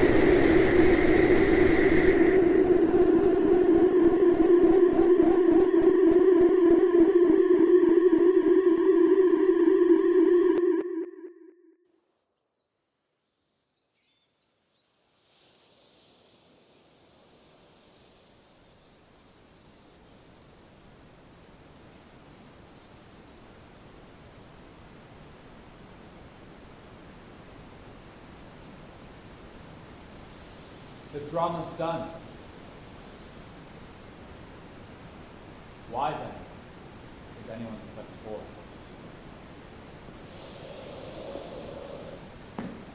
Because one did survive the wreck. So chanced that I was tossed to the margin of the ensuing scene in full sight. My arms were nearly sick to death of paddling. I was almost ready to let the waters take me. And liberated by its cunning spring, owing to its great buoyancy, and rising with great force, poor Queequeg's coffin shot lengthwise from the sea. On that solitary bit of black wood, I floated almost one whole day and night. The unharming sharks, they glided by as if with padlock on their mouths. And the savage seahawks sailed with sheathed beaks. But on the second day, a sail drew near, and nearer, and picked me up at last.